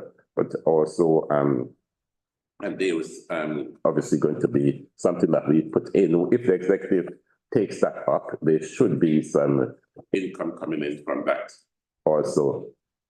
Okay, so I need to move on. Can I just have a point of clarity? So once this is all written up and it's correct, what's the timeline that it goes to the executive member that's responsible? Yeah, Artemis. So because the process is for overview and scrutiny to, shall we say, transmit the report of the Budget Scrutiny Commission onto Cabinet, the cabinet at which that will happen is the 18th of February. So I have until close of play on the 12th to make the amendments that have been discussed this evening, so that it can move on to the next stage. And then, of course, after cabinet, well, we'll get the executive response. It's to be hoped this week, and then, of course, it's full council. Thank you. But things have been shared along the way informally as much as possible. Thank you. Yeah, thank you. And yeah. So after last week, we did send the rough and ready recommendations, and there's nothing stopping us sharing this even before we present it today. So that the executives can do some work. So colleagues, if there's no other contribution, can I formally Chair, sorry, is there AOB? Can I say something? no, this is we still on. Oh, sorry, okay. Okay, I will bring in. I'm not closing the meeting just yet. Okay, and I stand corrected before. We used to present it to the cabinet member, but this is budget scrutiny now. So I'm as budget scrutiny chair presenting to overview our report and our recommendation. So do we accept and agree? Maybe. Yes. Okay. Am I the only one who's gonna answer? Councillor Masters and Charlie's done a lot of work, and Garfield and all. Do we agree? Yes. Accept. Thank you very much. Okay. We now move on to appointments. Now, Councillor Garfield has been appointed to this committee some months ago. Many months ago, and it's appeared here, and I think that was an omission. It wasn't properly noted. So what we're going to do is now do it again for the records. So now you are reappointed. You were here. It wasn't done properly. It was done, it's just that there's no record of it. Because I remember discussing it with yourself and telling her who goes to budget scrutiny and who comes here. We should find out who lost that record. But now, so do we agree, Councillor Garfield's appointment to this committee? Yes, Chair. Okay. Thank you. And is there any contribution, any item on the forward plan? That's item 9 I've moved to. Forward plan. Oh, forward plan. This is a council's forward plan. The time is far spent, and there have been lots of, well, what has been going on recently, more or less, is budget scrutiny. I know Councillor Masters have had an L scrutiny, but most of it has been budget scrutiny and now this overview. So can we just defer that this item? Can I move that this item be deferred, which is item 10? Agreed. Agreed, Chair. Agree. And the date of our next meeting is 4th of March. We have discussed that there might be a possibility of this moving, but can we agree the 4th of March? Agreed. Yeah. Great. And before I formally close, I'm very sorry to interrupt. Just as a reminder, we do not know for certain whether we will get the approval needed from government for exceptional financial support before the council meeting of the 27th of February. The 4th of March is the reserve council date. So, I mean, there may be nothing you can do about that. That is Our reserve date. That is why I said what I said just now, that I'm sorry, did I misunderstand you, we Mark? had discussion on it, but for now, we're going to agree it, and if we have to move it, we move it. My apologies, I missed that. To move it, it's going to be the 18th of March. That's the date that we penciled in. So we need to keep that date also free if we don't do it of March. And before I bring the meeting to a formal close, the monitoring officer indicated it is to speak.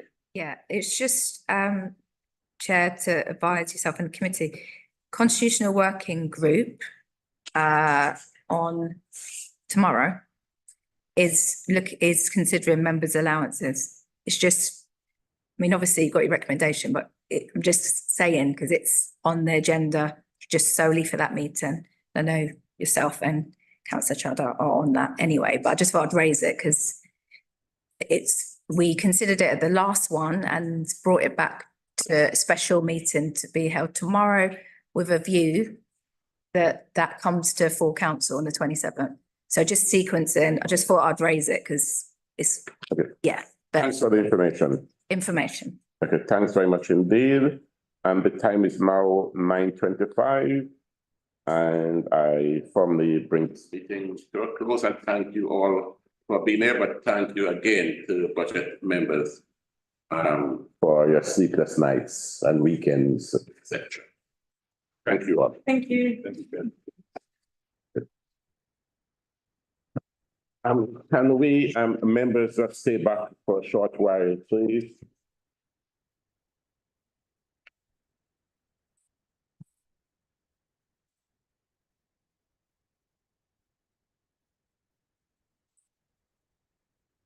Mute. Sure.